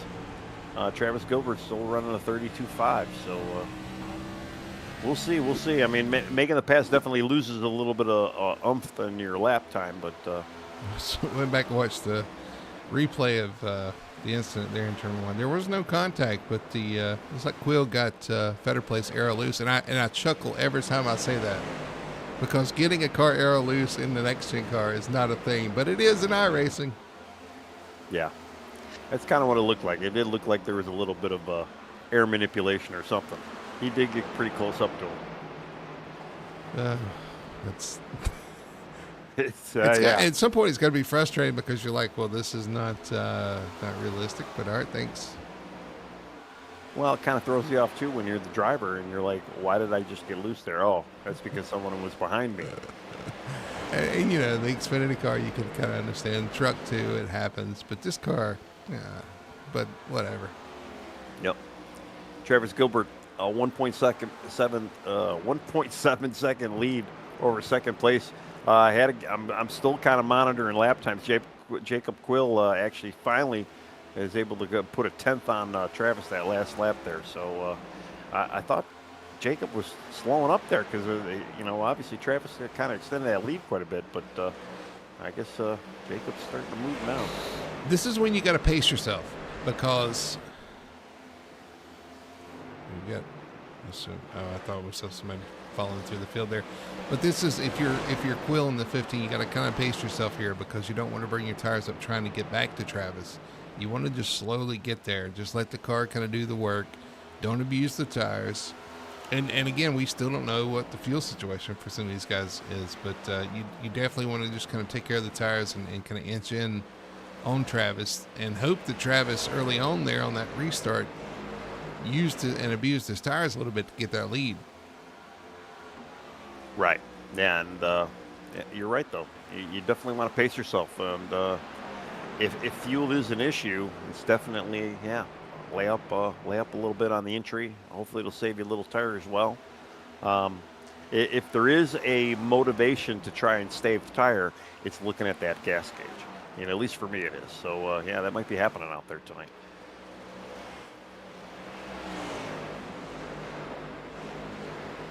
Going through the field too, just trying to see if I can find anything exciting. The most exciting really hasn't been providing me exciting stuff right now, but we do have a little option. We got Kevin Ruff though going after Cameron Albertson, Ben Tracy in tow as well. Ben Tracy kind of rebounded from that little bit of spin, fell back to 17. They're leaning on each other. They are. 99 into the 5 there, 5 up the track, and that's going to open the door for the 33, the 99 of Kevin Ruff, kind of muscling his way through there as Ben Tracy fills that hole and gets by the 5 as well. Well, unfortunately, the 5's still got that front nose damage, so he's probably fighting a little bit of ill handling there. But that could have obviously have gone a lot worse. What did I say? 8 tires better than 4? Yeah. Oh yeah. That's a good way to save tires. Just have somebody on your outside, lean on them, let them use theirs up. Use their tires. Yeah, exactly. Dixon. Knowing me though, I'd get A-arm damage and with a meatball for a small little contact. Brian Dixon having a rough night tonight in 26, getting passed by J.C. Evans there. He's another one of our playoff guys that having a rough go of it tonight. Well, J.C. Evans himself having a little bit of a rough That night too. himself. So. True. I mean, we can run up and down this field here and talk about guys that have been having a little bit of a rough night. So, And Hodge too back there. So. oh yeah, Richie Coy a little bit further back, still two laps back. He's able to kind of catch the pack, but he's just out there riding, hoping. He's really hoping for the cautions right now. And he's thinking, I know what he's thinking. Sure, we're gonna go green now that I'm 2 laps down. Of course. Well, that's how it always works out, right? And unfortunately, yeah, we got 51 laps to go. So.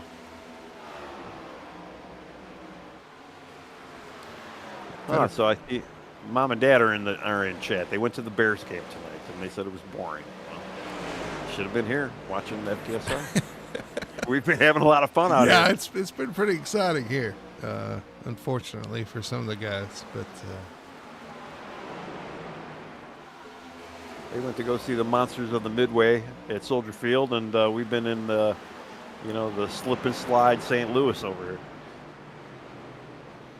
Well, it's getting tight back here to 33 of Tracy, 3 wide with the 18 of John Connor and Mason Hoffner. Kind of sort that out as Ruff gets through this group. Yeah, well, him and Ben kind of been tearing through the field a little bit. They really haven't lost sight of each other as they're cutting through the rug. Hodge had an issue there. Let's get back and look and see what happened to 53. Off of turn 2, looks like he probably just gets loose here, huh? Oh, up in the wall, down in the grass. Kept it straight, did a little lawn mowing.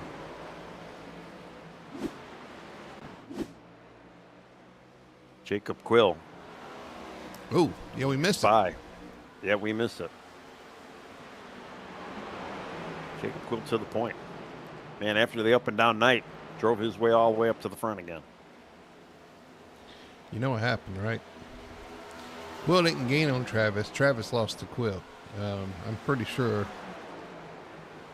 Travis probably used his tires up a little bit, getting that lead. Well, they both have been slowly falling off lap times, but yeah, definitely Travis has them. I went back and had a look at some of the lap times that have been out there, and yeah, Travis definitely has been losing a little bit more lap per lap than Jacob has. So yes, your statement is absolutely correct. Let's go back and look at our pass for the lead here by Jacob Quill. That's when Tire and Auto Care Instant Replay gets a run off turn 4, pulls to the inside. As Travis starting to fade on those tires. Quill goes by on the inside, no issue. Up the track and takes the lead. Well, regardless, though, Travis still having a pretty good night running second. Yeah, how much meat does he got left on the bone of that tire? Because Daniel Simmons is slowly reeling him in as well. So, and then you got Nick Alford even behind him. So, will he be able to retain this podium tonight? Watching Ruff make another pass. Kevin Ruff up to 11th. Moving through the field, number 99, the best one Tire and Auto Care Ford of Kevin Ruff, and Ben Tracy right behind him, kind of following him through as they get by Martin Garreau there. Yeah, it's kind of funny. Ben Tracy actually looks like he's getting the police escort this time around. True.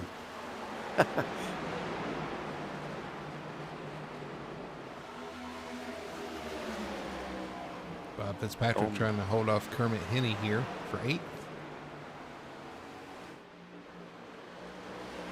Kind of blasting through the field here again, especially looking at Jeff Chandler kind of on his own island in 5th.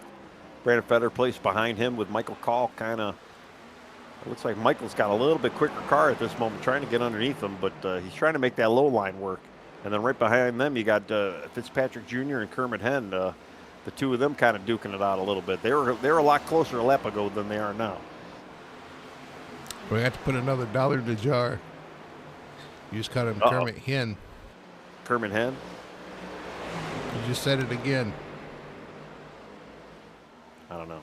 Henney. Oh, that's right. It's Henney.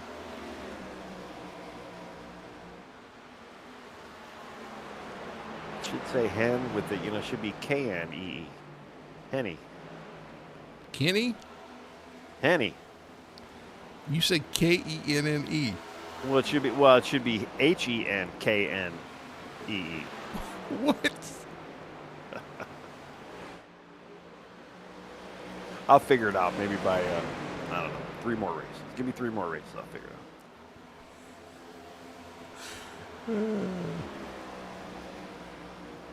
You're right. Michael Call right there.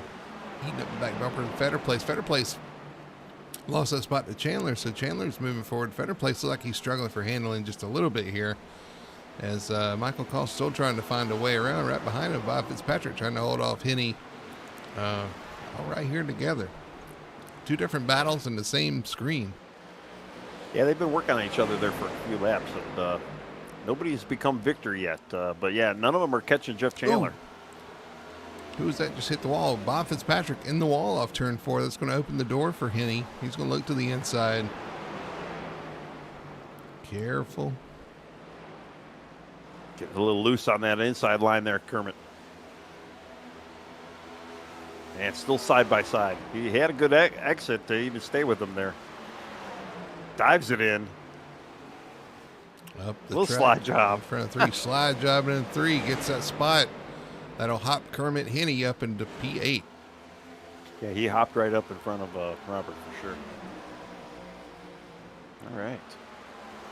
So that's the one battle. And I was saying that they weren't catching Jeff, but since they calmed down a little bit, they are starting to make some moves on Jeff here. Now the battle with Michael Call and Brandon Fetterplace continues on. Again, Michael looks like he might be a little bit quicker right now, but just unable to find a way around the 34 right now. He really likes the bottom line from what it looks like, and he really needs to maybe try to get that outside line and maybe get a little bit more momentum to try and get past Brandon. Meanwhile, Daniel Simmons has caught Travis Gilbert for second. This is going to be a battle. And as I said that with Michael Call, he did try it outside. Unfortunately, he got too loose, hit the wall. He is under fire now from Kermit. Kermit to the inside. Call on the outside. Through 3 and 4. Man, Michael's still able to kind of hold him off there for a little bit. Watching this battle for second, though, Travis Gilbert trying to hang on against Daniel Simmons. Travis really loose off the corner. Here comes Daniel with a run, looking to the inside.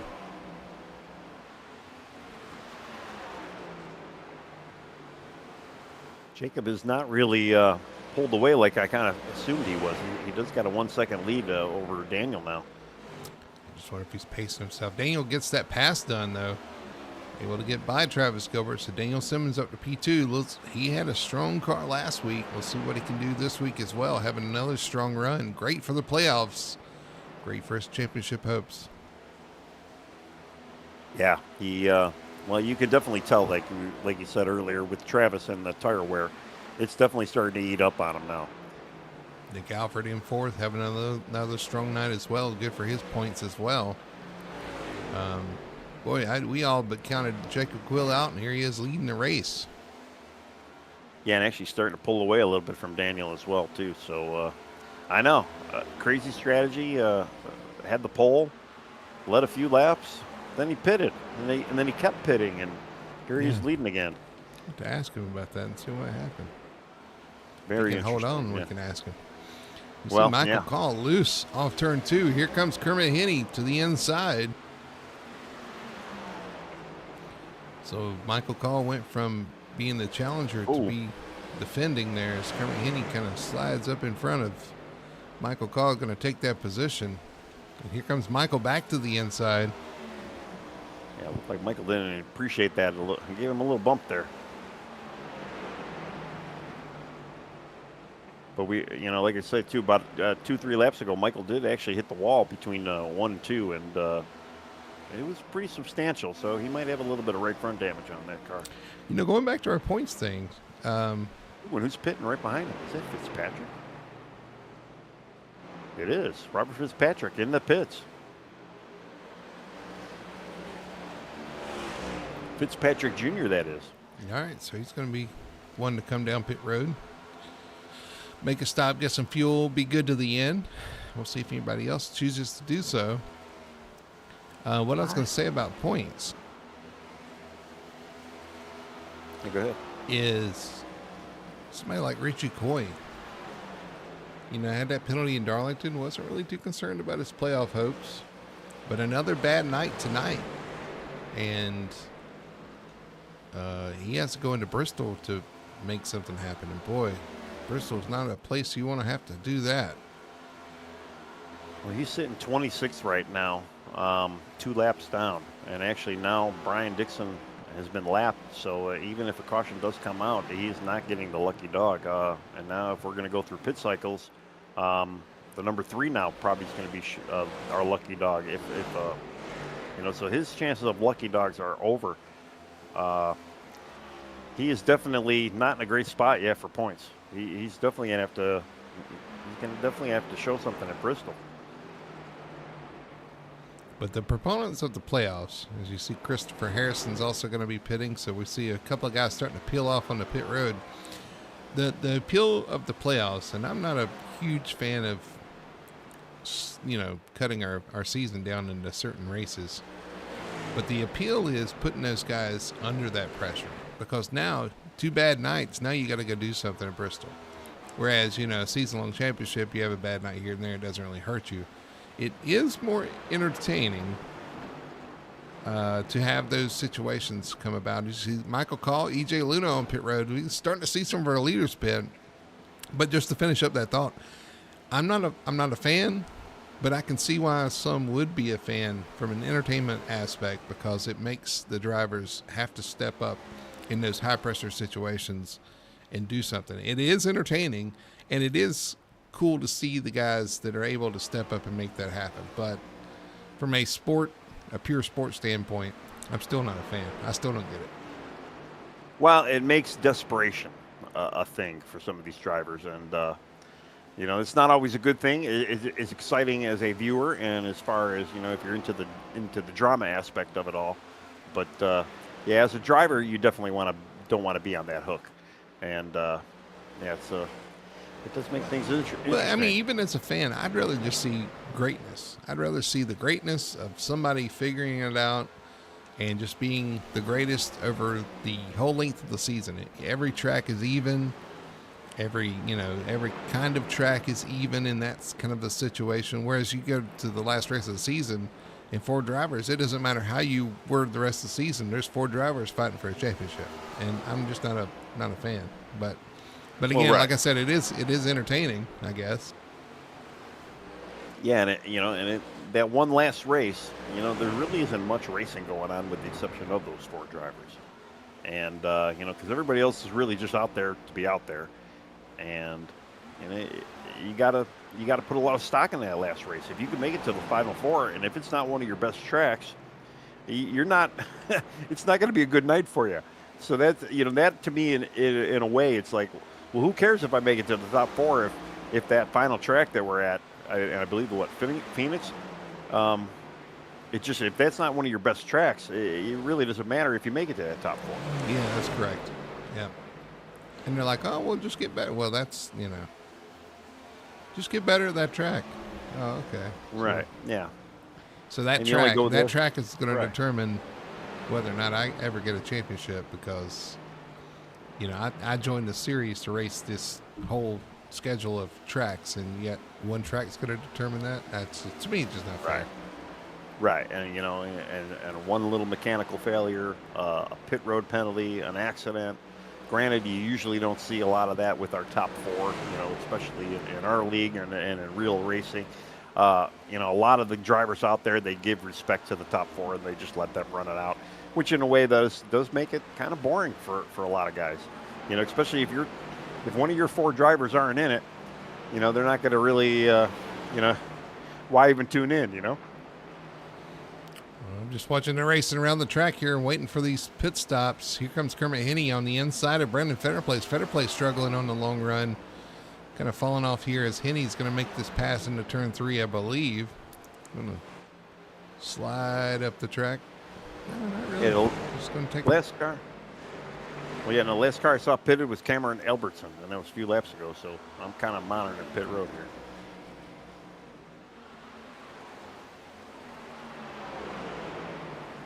I wonder if anybody's going to be pitting. You know, I don't. I mean, Jacob Quill still got he's got a 2-second lead over Daniel Simmons right now. Daniel Simmons has got a 2-second lead over Nick Alford right now, and who knows if they're going to have enough gas or even tire, or even if they're out there saving right now. Yep, 2.2 seconds, and that's a pretty large lead compared to what it was. Daniel had closed down to about a second, but looks like Jacob's starting to stretch it back out a little bit here as Daniel's having some handling issues. Nick Alford up to third, though, gets by Travis Gilbert. So Alford moving on up the time he is here on the track. Yeah, Travis actually, he's been still kind of holding his own. I mean, yeah, he's outside the top 3 right now, but a 4th place finish, I'm sure he'll take it. He's still got a pretty good lead over 5th place Jeff Chandler. He's almost 2 seconds right now. I know some guys are looking for that infamous caution to come out, but I think we called it earlier. We might not have a caution. It's going to be green the rest of the way here. Now, who's got a gas? That's going to be the big trick. And who's still maybe is looking at that gas gauge, debating whether they got to come in. Who's got the tire? Yeah. 70 laps on a set of tires, from what I heard, is a little bit of a chore. Yeah, some of these guys may end up with some flats here at the end of the race. Well, we've got a little over 20 laps to go. And I don't know, if you're banking on maybe having some newer tires with some fresh gas, I think that might be out of the window now too, because I don't think you're going to have enough laps to even try to make that up. Yeah, 22 laps to go. We're getting down to it here for sure. Jacob Quill continuing to lead. Speaking of tires, this coming week at Bristol, I heard some discussion that they're using a little bit softer tire, and there's some concern that the tire will only go 50 laps. Now, I've heard this before, and we've had a stinker of a race, so we'll see what happens. But there are some concerns because they're going with a softer compound. I even heard Goodyear had some issues with their testing process with this tire. So I don't know. We'll see what happens. Looking forward to it. Of course, it won't affect us here on iRacing, but we'll see what happens. Although we are getting a new build, so we never know. Yeah, well, true. New build. I don't know if Bristol is one of the tracks that is being updated, or was that one that was updated? I'm not 100% positive. It's already been updated, yeah. Okay. So we have the updated. And yeah, this you were saying earlier before this race that this track in itself is being updated a week after we actually come here. So interesting. Yeah. So it's the last time you'll see this version of the track, which That's I guess right. I shouldn't have spent so much time messing with cameras. Yeah. Oh well.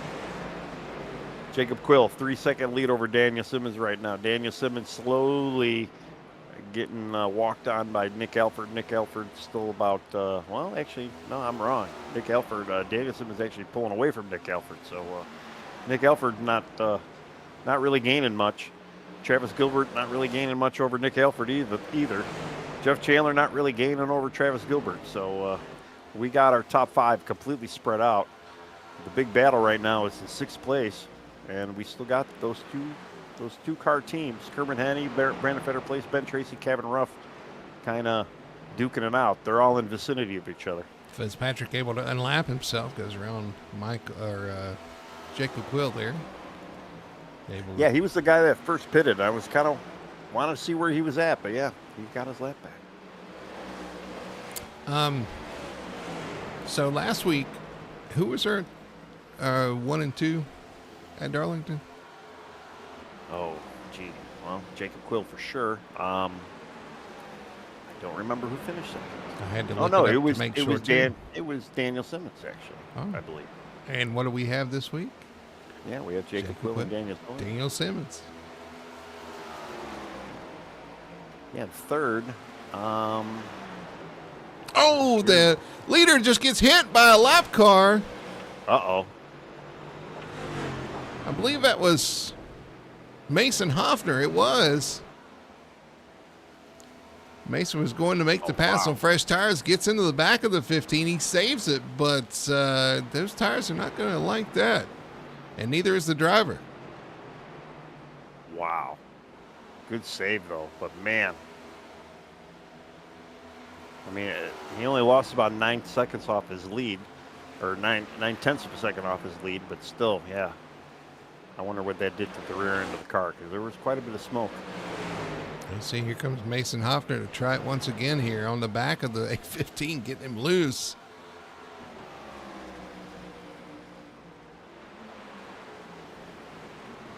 Man. Still kind of yeah, playing still, with. Yeah. Nice to his ins. No, he's not. Still not to his inside. There's some, there are some words happening over chat right now. Here goes Mason to the outside now.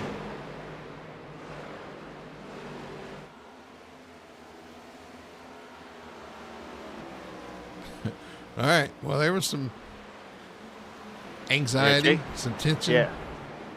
Oh. Yeah, James Torrey taps the Torrey wall right hit in front of the leader. Right in front of the leader there, too. Yeah, Jacob was trying to tell Mason to go on his outside, and Mason was not getting the message right away. Yeah, I guess you could say that. I still don't see. I mean, Jacob, he hasn't really hurt his lap times. I mean, he's still got he's actually increased his lead again, 4/10 over the 2 seconds where he was at. So he's at 2.5 tenths or 2.5 seconds ahead of second right now. So he's definitely not in danger, but I'm sure he's a bit frustrated right now with some of these lap cars. Our top four is kind of spread out. The battle right here for fourth, though, Travis Gilbert lost a lot of time through 1 and 2, and Jeff Chandler right on the back bumper there. Oh, yeah. Yeah, Travis definitely looking really loose. Really struggling right now. Oh, almost into the wall there. Jeff's going to look to the inside. Looks like Travis is going to let him by. Now he's got Kermit right behind him now. Yeah, Kermit coming strong there, too. Yeah, definitely. Kermit's gained a lot of spots over, or a lot of time over Jeff Chandler as it was throughout all that, and he's getting ready to pass by Travis right now. So I don't know. The two of them, him and Jeff Chandler, might be mixing it up here in a lap or two. Tell you what, Ben Tracy's doing a good job too. Caught the back of Brandon Fetterplace for 7th. Ben, good rebound from having to start from the rear. And speaking of the rear, he's all over the rear of the 34 Fetterplace into 1. Looking low, holding pace with him in the corner. I don't know if he's got a good drive off. Brandon gets a little loose up against the wall. These guys really struggling with those tires right now. Hanging on as Ben's going to drive it off into 3. Slide up in front of Fetterplace. Fetterplace going to cross him over to the inside. Great racing here. Yeah, Fetterplace with a good exit now, too. Yeah, they're still door to door. Meanwhile, I will say Kermit Hinn's got a... Oh, a little contact. Oh, 34, Fetterplace, sideways, into the wall. Turn 1, caution is out. Oh, we got another car behind him into the wall. Wow. And don't look now, but it is 10 to go. The big question is, who's pitting? Is everybody pitting? Man, we saw that live. Fetterplace, sideways into turn 1. Was there contact? There was. Yes, there was. 33, 34. 33 continues on. 34 smacks the wall hard with the right side. Caution is out. And yeah, somebody joins him after the fact there. Wow. Is that Cabin Ruff in the 99? Almost runs into the back of Fetterplace against the wall.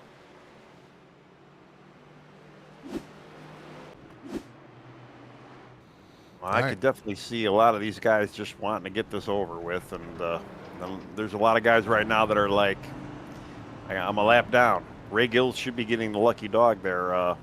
But, you know, how many guys are going to be maybe staying out just for a wave around, for another caution? Yeah.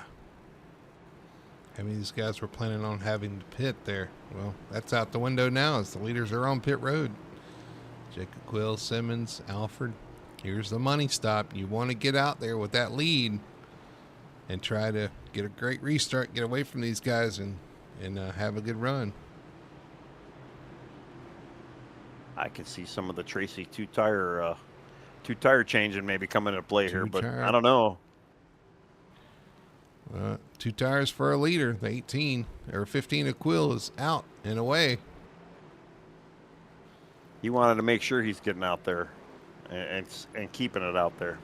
Gilbert in second. Simmons comes off in third. He loses a spot. Ben Tracy up to fourth. Nick Alford loses a few, back to fifth.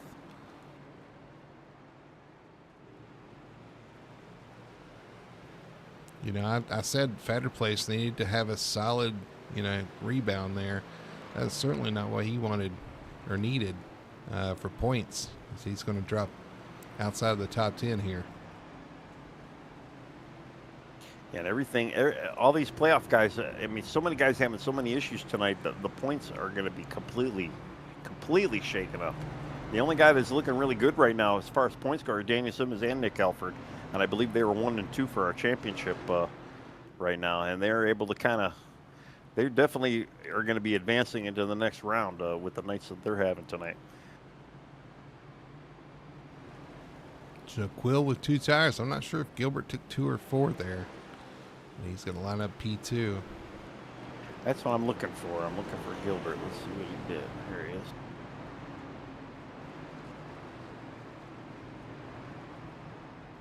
Gilbert took 2 only. So. All right. So the lineup's going to be Quill, Gilbert, Simmons, Ben Tracy, and Nick Alford, your top 5.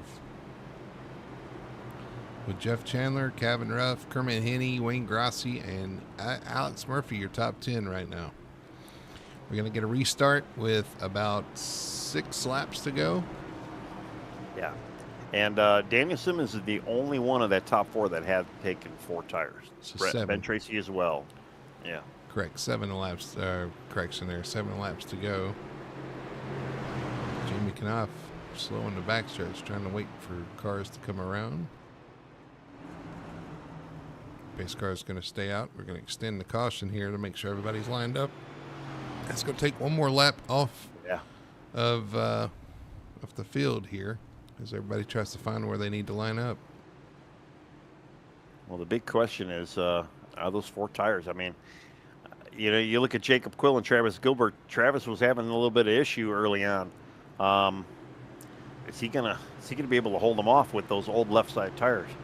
Travis, we know, or Jacob, we know is pretty quick. He might be able to hold it off, but he's got Daniel Simmons right behind him. Daniel Simmons got 4. This is going to be interesting because Travis Gilbert looked really quick on the short run, and Jacob was pretty good on the long run. Jacob's going to be the leader, going to get that launch. Can Travis run him down? Can he pass him? Can he complete that pass? Can Daniel Simmons on those 4 tires do anything with the front 2? We'll see if that happens. And all this, and we hope that they drive into turn 1 knowing that there's a bottoming out issue and that a lot of cars have been spinning because of bottoming out, especially off turn 2. Unfortunately, I predict it's going to happen again, but we will see. As Pacer is going to pull off this time by, we're going to get this thing underway with 6 laps remaining at the restart. Jacob Quill leading, Travis Gilbert on the outside, Simmons, Tracy, Alford, your top 5. Waiting for the green flag for this short shootout. Green flag is out, and away we go. All right, Jacob got a good run off there. I'm sure Daniel was hoping that him and Travis were going to duke it out a little bit, so he might be able to get a lap to get that. Oh, here comes Travis. Up. Up to the inside. Can't make it happen. He's got to fall back in line, and here's the caution. Martin Garreau and Richie Coy. Man. Richie did get 1 lap back. And Cameron Albertson's doing donuts out of turn 2 there. Well, let's go back and look at our best 1 tire and auto care instant replay and see what this caution was. Going off into turn 1. Oh, it happens in front. Somebody gets into the 50 of Garreau, and Richie Coy gets collected. Yeah, Richie was in that high outside line, and he did not pit. He got the wave around, so he had some old tires and probably couldn't slow down enough and get the car turned. I can relate. That happened to me on Wednesdays. So. Oh, no, Garreau just loses it on his own, overcorrects, catches the 5. Oh, and the 19 of Coy just happens to be in the groove that the 50 is stopped in.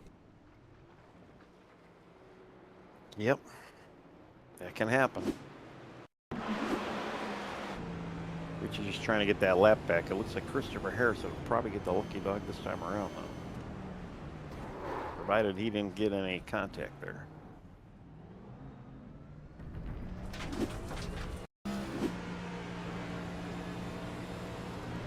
Aboard with the 5. He's going to get clipped as he goes by here up in the wall.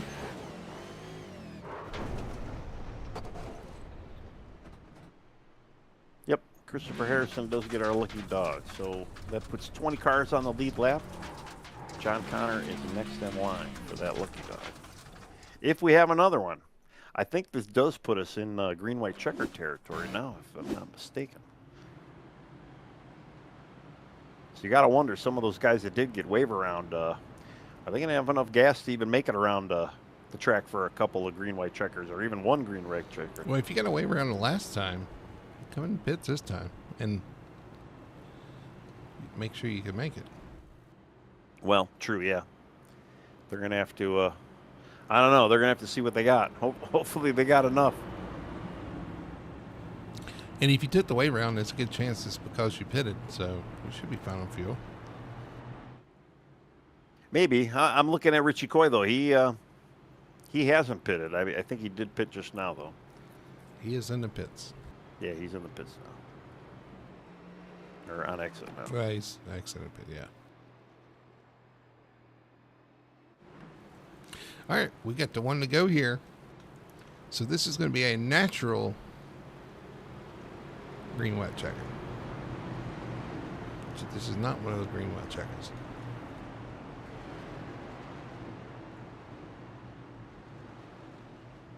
All right, well, let's see what these guys can do. Daniel Simmons, Travis Gilbert, they're going to have another shot at this title here. Yeah, the last restart, Quill got a good restart, but Travis Gilbert was right there with him. Tried to force something to happen in 1 and 2, couldn't make it stick. See if he tries that again. You're right, Simmons and Tracy side-by-side teammates on row 2. Can either one of those guys capitalize if should something go awry? This is it. This is what everybody came to play for. As the pace car is going to peel off right here in turn 4. Getting a restart. Natural green-white checker. 2 laps to go. Quill leading. Travis Gilbert on his outside. Waiting for the green flag. There it is. And we're racing again. Well, Travis was able to kind of hang with him a little bit there, but man, that front line restart zone is just devastating for you if you're starting second. It's hard to try to match that energy. Racing off turn 2, green so far down the backstretch. Watching Travis kind of close in on the 15 of Quill. Quill up the track a little bit. Yeah, Daniel Simmons did not get a great restart either. I was kind of assuming that him with the 4 tires, he was going to be able to. Oh, we got a wreck off the corner. Fitzpatrick. No, who is that involved? Got a car up and over. But we did get the white flag, so we stay green. 1 lap to go. We'll look at that after the race, but here we go. Quill with a big lead over Travis Gilbert, jumping out to a large lead. Travis not going to be able to overcome that. He sends it into 3, but it's not going to be enough after everything the 15 went through. On pit road several times, Quill's going to get it done. Jake Quill, winner at Gateway. Back-to-back drive, yeah, up and down night for him. Crazy run. I'm just surprised some of those 4 tires, Daniel Simmons, did just not, I don't know, not enough laps.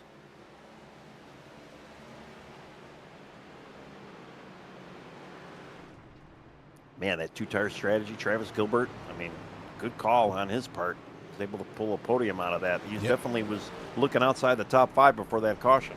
P2, good finish for him. Simmons and Gilbert top 3. But the win tonight, 2 for 2.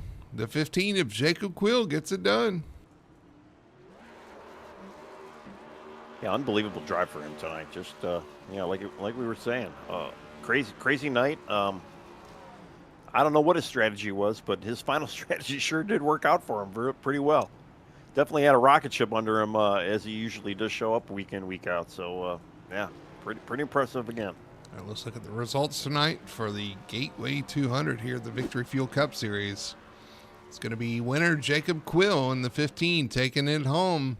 In the number 15 Chevrolet, Travis Gilbert finishing a solid second place. Simmons in third in the 06. Great points night for him as well. Ben Tracy, what a rebound after starting from the rear. Finishes P4. Fifth place going to the 91 of Kermit Henney. A good run for him, absolutely. He snuck into the top 5 there late. Nick Alford, good points night in the number 98 and 6th. Seventh place going to the 99 of Kevin Ruff. 8th for Jeff Chandler, good solid night. 9th place for Michael Call. And look at Wayne Grossi sneaking up into the 10th spot after the calamity that happened there on the last lap. Able to grab a 10th place finish. 11th for Brandon Fetter place. 12th is Bob Fitzpatrick. 13th for Jamie Knopf in the 48. 14th is going to go to Ray Gill. And 15th spot is going to be the 6th of James Torrey. Got 16th, we have EJ Luna. Then 17th, Christopher Harrison. 18th, Alex Murphy. 19th, Martin Garreau. Mason Hoffner rounding out 20th, first car lap down. J.C. Evans, 21st. Richie Coy, 22nd. John Connor, 23rd. Cameron Albertson, 24th. Robert Fitzpatrick Sr., 25th. Brian Dixon, 26th. Lane Allen, 27th. Jeremy Sumter, 28th. Alexander Hodge, 29th. Jeremy Burns, 30th. AJ Zapata, 31st. William Lark, 32nd. TJ Bartel, 33rd. And Alan Duranco, 34. Man, crazy night for a lot of these guys. It is. I can't wait to see what the points are it's gonna look like a boggle when these points get shuffled up. And before we hit the commercial, I want to go back and see if I can see what that wreck was on the white flag back there behind us. Yeah, that was Mason Hoffman.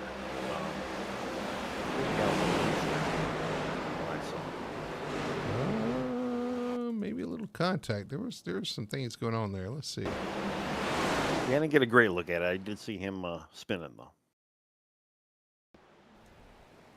Yeah, contact from the 34 Fetter Place, and then who was it he pinned up on the wall there? Joseph Newgarden style there.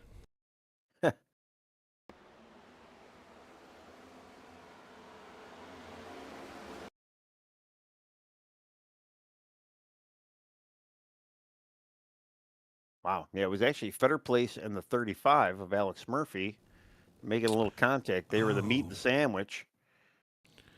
Mason Hoffner actually jumps pit wall, ends up on pit road.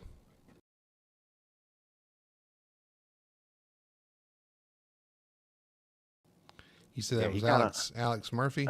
Yeah, he got on top of Alex Murphy and yeah, I know he ends up on pit road. That's what I got to look at here. Let's ride on board. He was using Alex Murphy Mason as a Hoffner. surfboard. Here we go. Mason Hoffner on board. He gets collected in this. Goes to the inside. Oh, there's a car there. Oh. Yeah, he rides on top of Alex Murphy. Ends up on pit road. Oh, my goodness.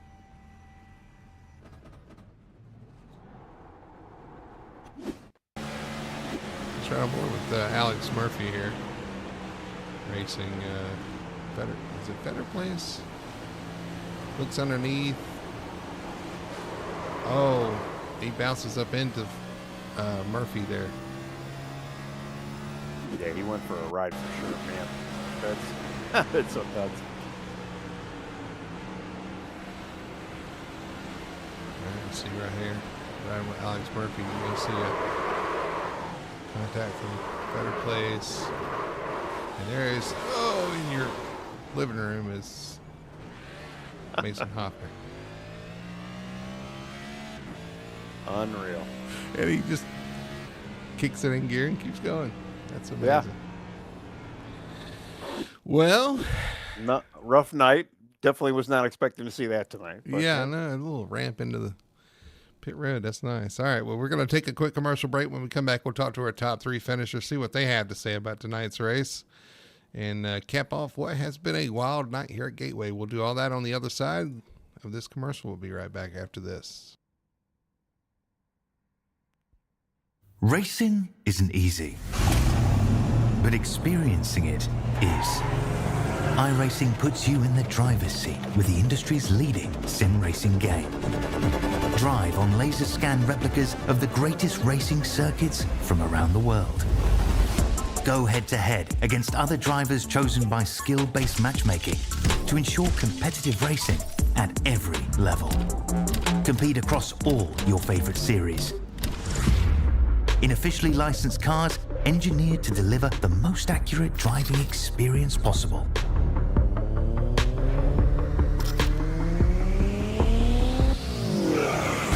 Join a race or host your own with players from across the globe. Race against the computer or in a league with friends. Feel the thrill behind the wheel. Visit iRacing.com.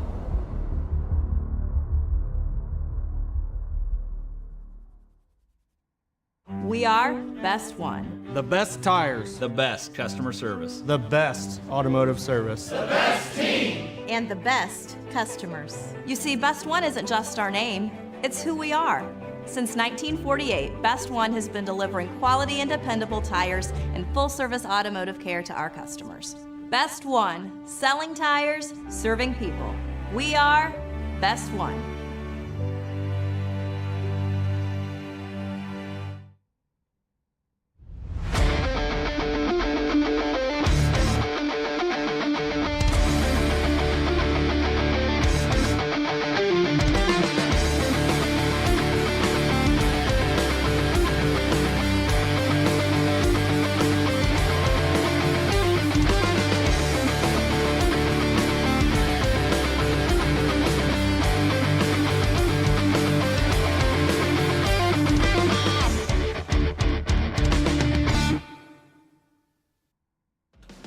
Back here at Gateway International Raceway, or Worldwide Technology Raceway, call it what you want. Finishing up the Victory Fuel Cup Series here on Full Throttle Television. Talk to our winners, or our top 3 anyway, and see what they have to say about tonight's race. We'll start by throwing it over to our post-race show presented by Victory Fuel. Make sure to use that code, 10% off. We'll talk to our third place finisher, the 06 of Daniel Simmons, brings it home in P3. Daniel, congratulations on a solid night. Man, that was a hard-fought night tonight, but a top 3 finish. Another good points night, and a good night in the playoffs.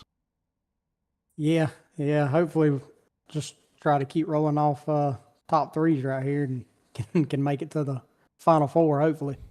Well, I mean, with Bristol looming, you definitely want to set yourself up in good position. I think you've done that for sure. Have to look at the points total. You might even be locked in to the next round. You might be in good shape. But man, talk about tonight. This was a tough track. It looked like it was hard to pass. It was hard to hang on to the car at times. Apparently, really a struggle out there for some. But man, you made it look easy. You and your teammates too. I know Jamie had issues really early on, but Ben Tracy was really quick out there too. So you guys apparently had it hooked up around here. Yeah, I think we had really good long run cars for sure. Like I say, Jamie, he kind of got caught up in a wreck there at the beginning, so he had to kind of fight through a bunch of obstacles there. But yeah, he was able to kind of claw his way back. I think he got to 13th maybe, and then Ben was right there. I thought for sure he was going to get me right there at the end. I had, I guess, with like 40 to go, caught the wall, so I had right front damage, which was kind of slowing me up a little bit. I don't think I had nothing for Jacob by no means, but it's good enough to hold on for a top 3, so can't really ask for more than that. I was going to ask you about that too, because it looks like you took 4 tires. Everybody else in front of you there, the front 2 took 2 tires. Was 2, and I know you guys have been infamous about that. I guess everybody's starting to learn that, but Did you think about taking 2 there maybe for some track position? You think you could jump them, or were you more concerned with that grip and keeping the balance of the car? Like I say, with 40 to go, when I caught the wall coming up out of 4, it just had like a push to it after that. So I thought about doing the 2-tire deal, but I was like, and I really don't want to put as much grip in this thing as I can get, so I hopefully can get it to turn for a few laps anyway. So if it wasn't for that, probably would have rolled the dice on that one. Well, it's like everybody's kind of fighting through their own struggles. You as well, but your fight comes to a close with a 3rd place finish, man. Again, congratulations on that. I'm going to hand you the mic, let you do your shout out, see your sponsor plugs. Yeah, I got to thank Ben and Jamie, for kind of getting me up to speed every week and giving me what I need to run up front here. And appreciate you guys putting on this awesome league. All right, there's your 3rd place finisher tonight. Daniel Simmons brings it home in P3 for the 06. And I think, Tony, you're standing by with our 2nd place finisher, the Travis Gilbert machine. Travis, man, you had a rough night tonight, up and down. 2-tire strategy at the end kind of helped you retain 2nd. Led a bunch of laps. How was your night tonight?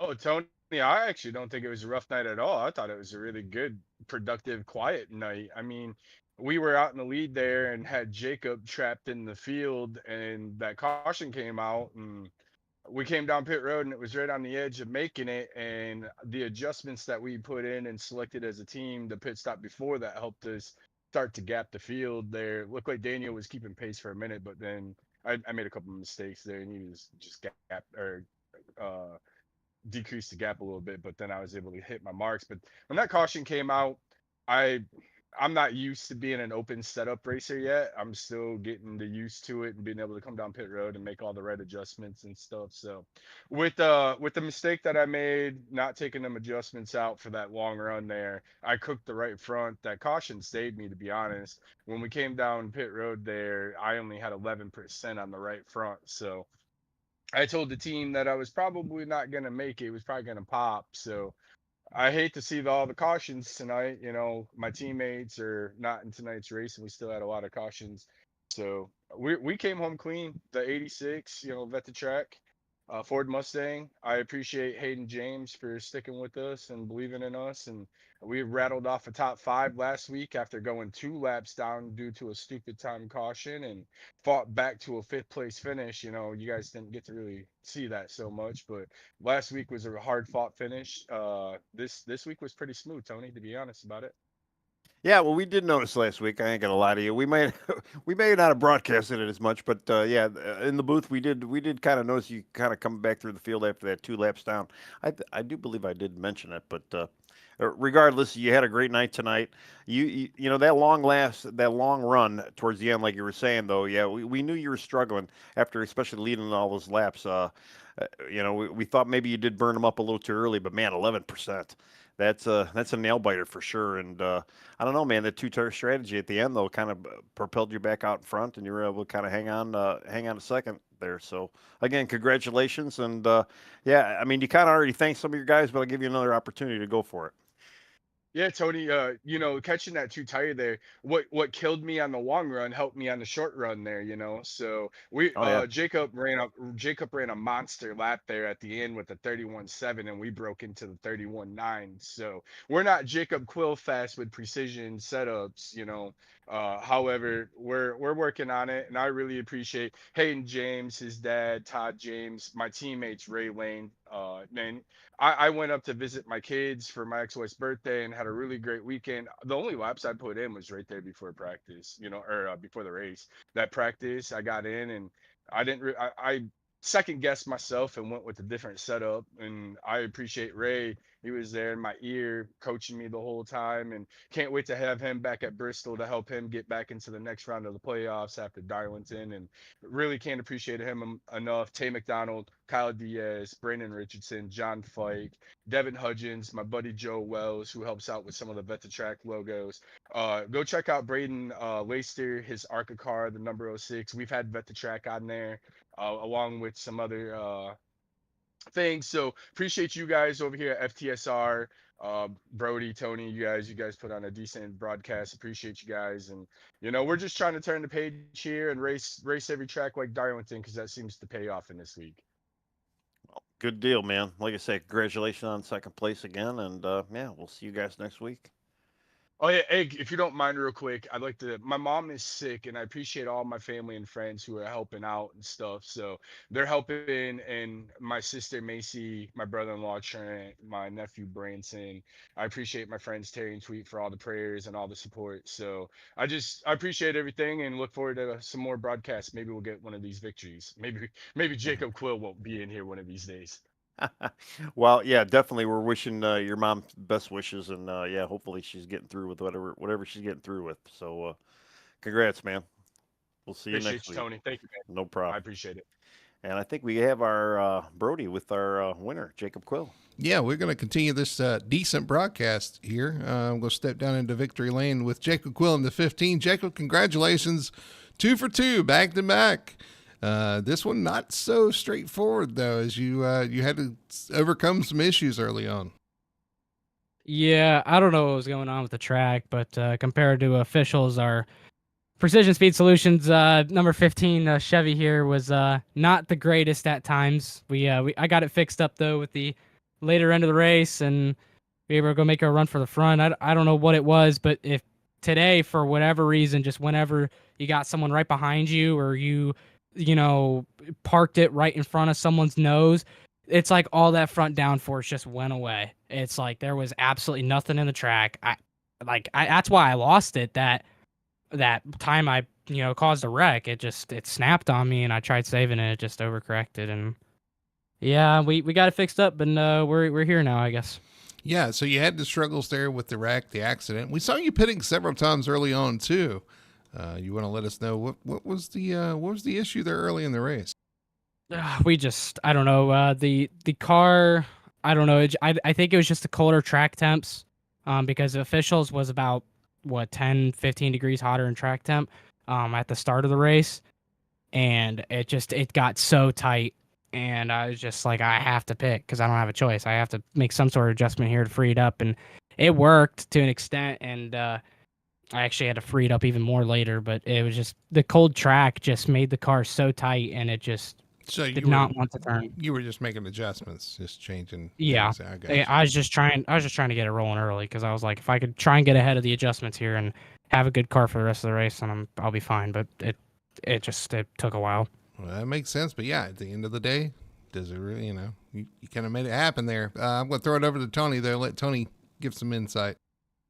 Well, man, congrats on the back-to-back, and yeah, man, you did have us thrown off. We kind of assumed maybe you put in your Q set or something, but yeah, a little adjustment obviously got you victory lane. So yeah, really, just congratulations, man. Good job.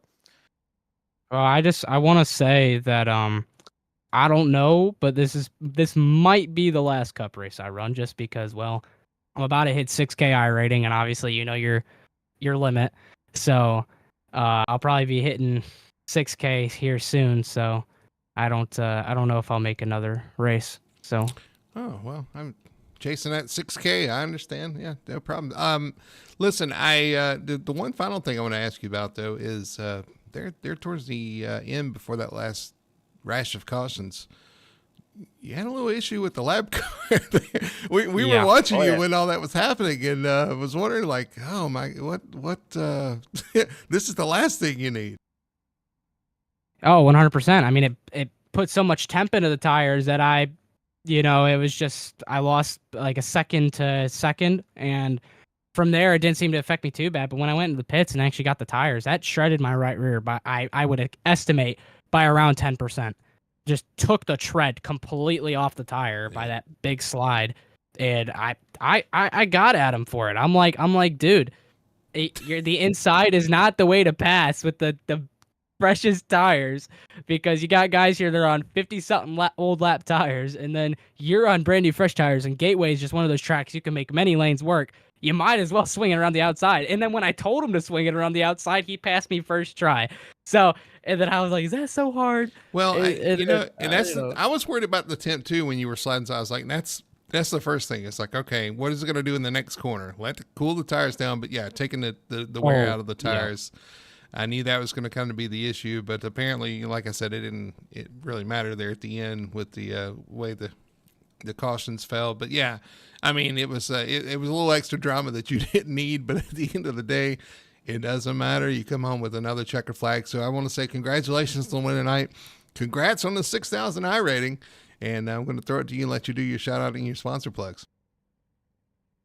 All right, thank you. Yeah, obviously I want to thank Icon Apparel and Precision Speed Solutions and Van Lilly Stickers and Dalton Shrum Photography for supporting me here on this car and for our team. You can go get setups at precisionsetups.gg. Offer some pretty bad fast setups every week, and they're pretty bang for your buck. They're only $8 a setup, or if you want to get a monthly subscription, it's $25. And it's honestly, I say for $8 the setup's worth it. It's usually competent up there with Ryko, Conti almost every week, and we show out. So well, yeah, especially the A car. $25 a month, you can't really beat that either. That's a pretty good deal. Yeah. All right, man. Well, again, congratulations on the win tonight here at Gateway. You got it done once again, 2 for 2, and we may see you next week at as we head to Bristol. We'll see you then. Yeah, we'll see. All right, there's your winner tonight, Jacob Quill in the number 15, getting it done here at Gateway. Tony, it was an exciting race as always. Caution field at the beginning, a little bit of green flag run there in the middle, and a little hectic finish there for us. Well, if you're going to tinker on your car, it's good to tinker on it early on, and that's kind of what he did. He was able to kind of tune it and tweak it to where he needed it to be, and yeah, a lot of stuff though happened throughout the field. A lot of cars, a lot of shakeups, a lot of drama, a lot of comers and goers, losers and winners. Just man, I can't wait to see the points of what it's going to do. You're going to have a lot of desperate guys next week, I have a feeling. Yeah. A lot of things happen tonight as we lead into Bristol for the cutoff for the first round of the playoffs. Some of the guys are going to be on edge as they're going to have to make something happen. Some guys going there feeling pretty good, going to fight for the lead. And there's some guys that just don't care because they're not in the playoffs. They're going in to win. So it's going to be a lot of fun. You can see it live here on Full Throttle Television Monday nights, 9 p.m. the Victory Fuel Cup Series every Monday night. Definitely want to check it out and watch these guys go to battle every week. It's always entertaining and exciting here at FTSR. Well, that's going to do it for us here at Gateway International Raceway or Worldwide Technology Raceway. Tony, I don't know. What are we? I don't know. Anyway, St. Louis, yeah, something. Well, I'm glad we're leaving, but we're going to Bristol. Should be a lot of fun. But we'll see you next week. So for Tony Solari, everybody at Full Throttle Television, my name's Brady Hanna. Thanks for watching with us. I hope you enjoyed it like we did. And we'll see you next Monday night, once again here on Full Throttle TV.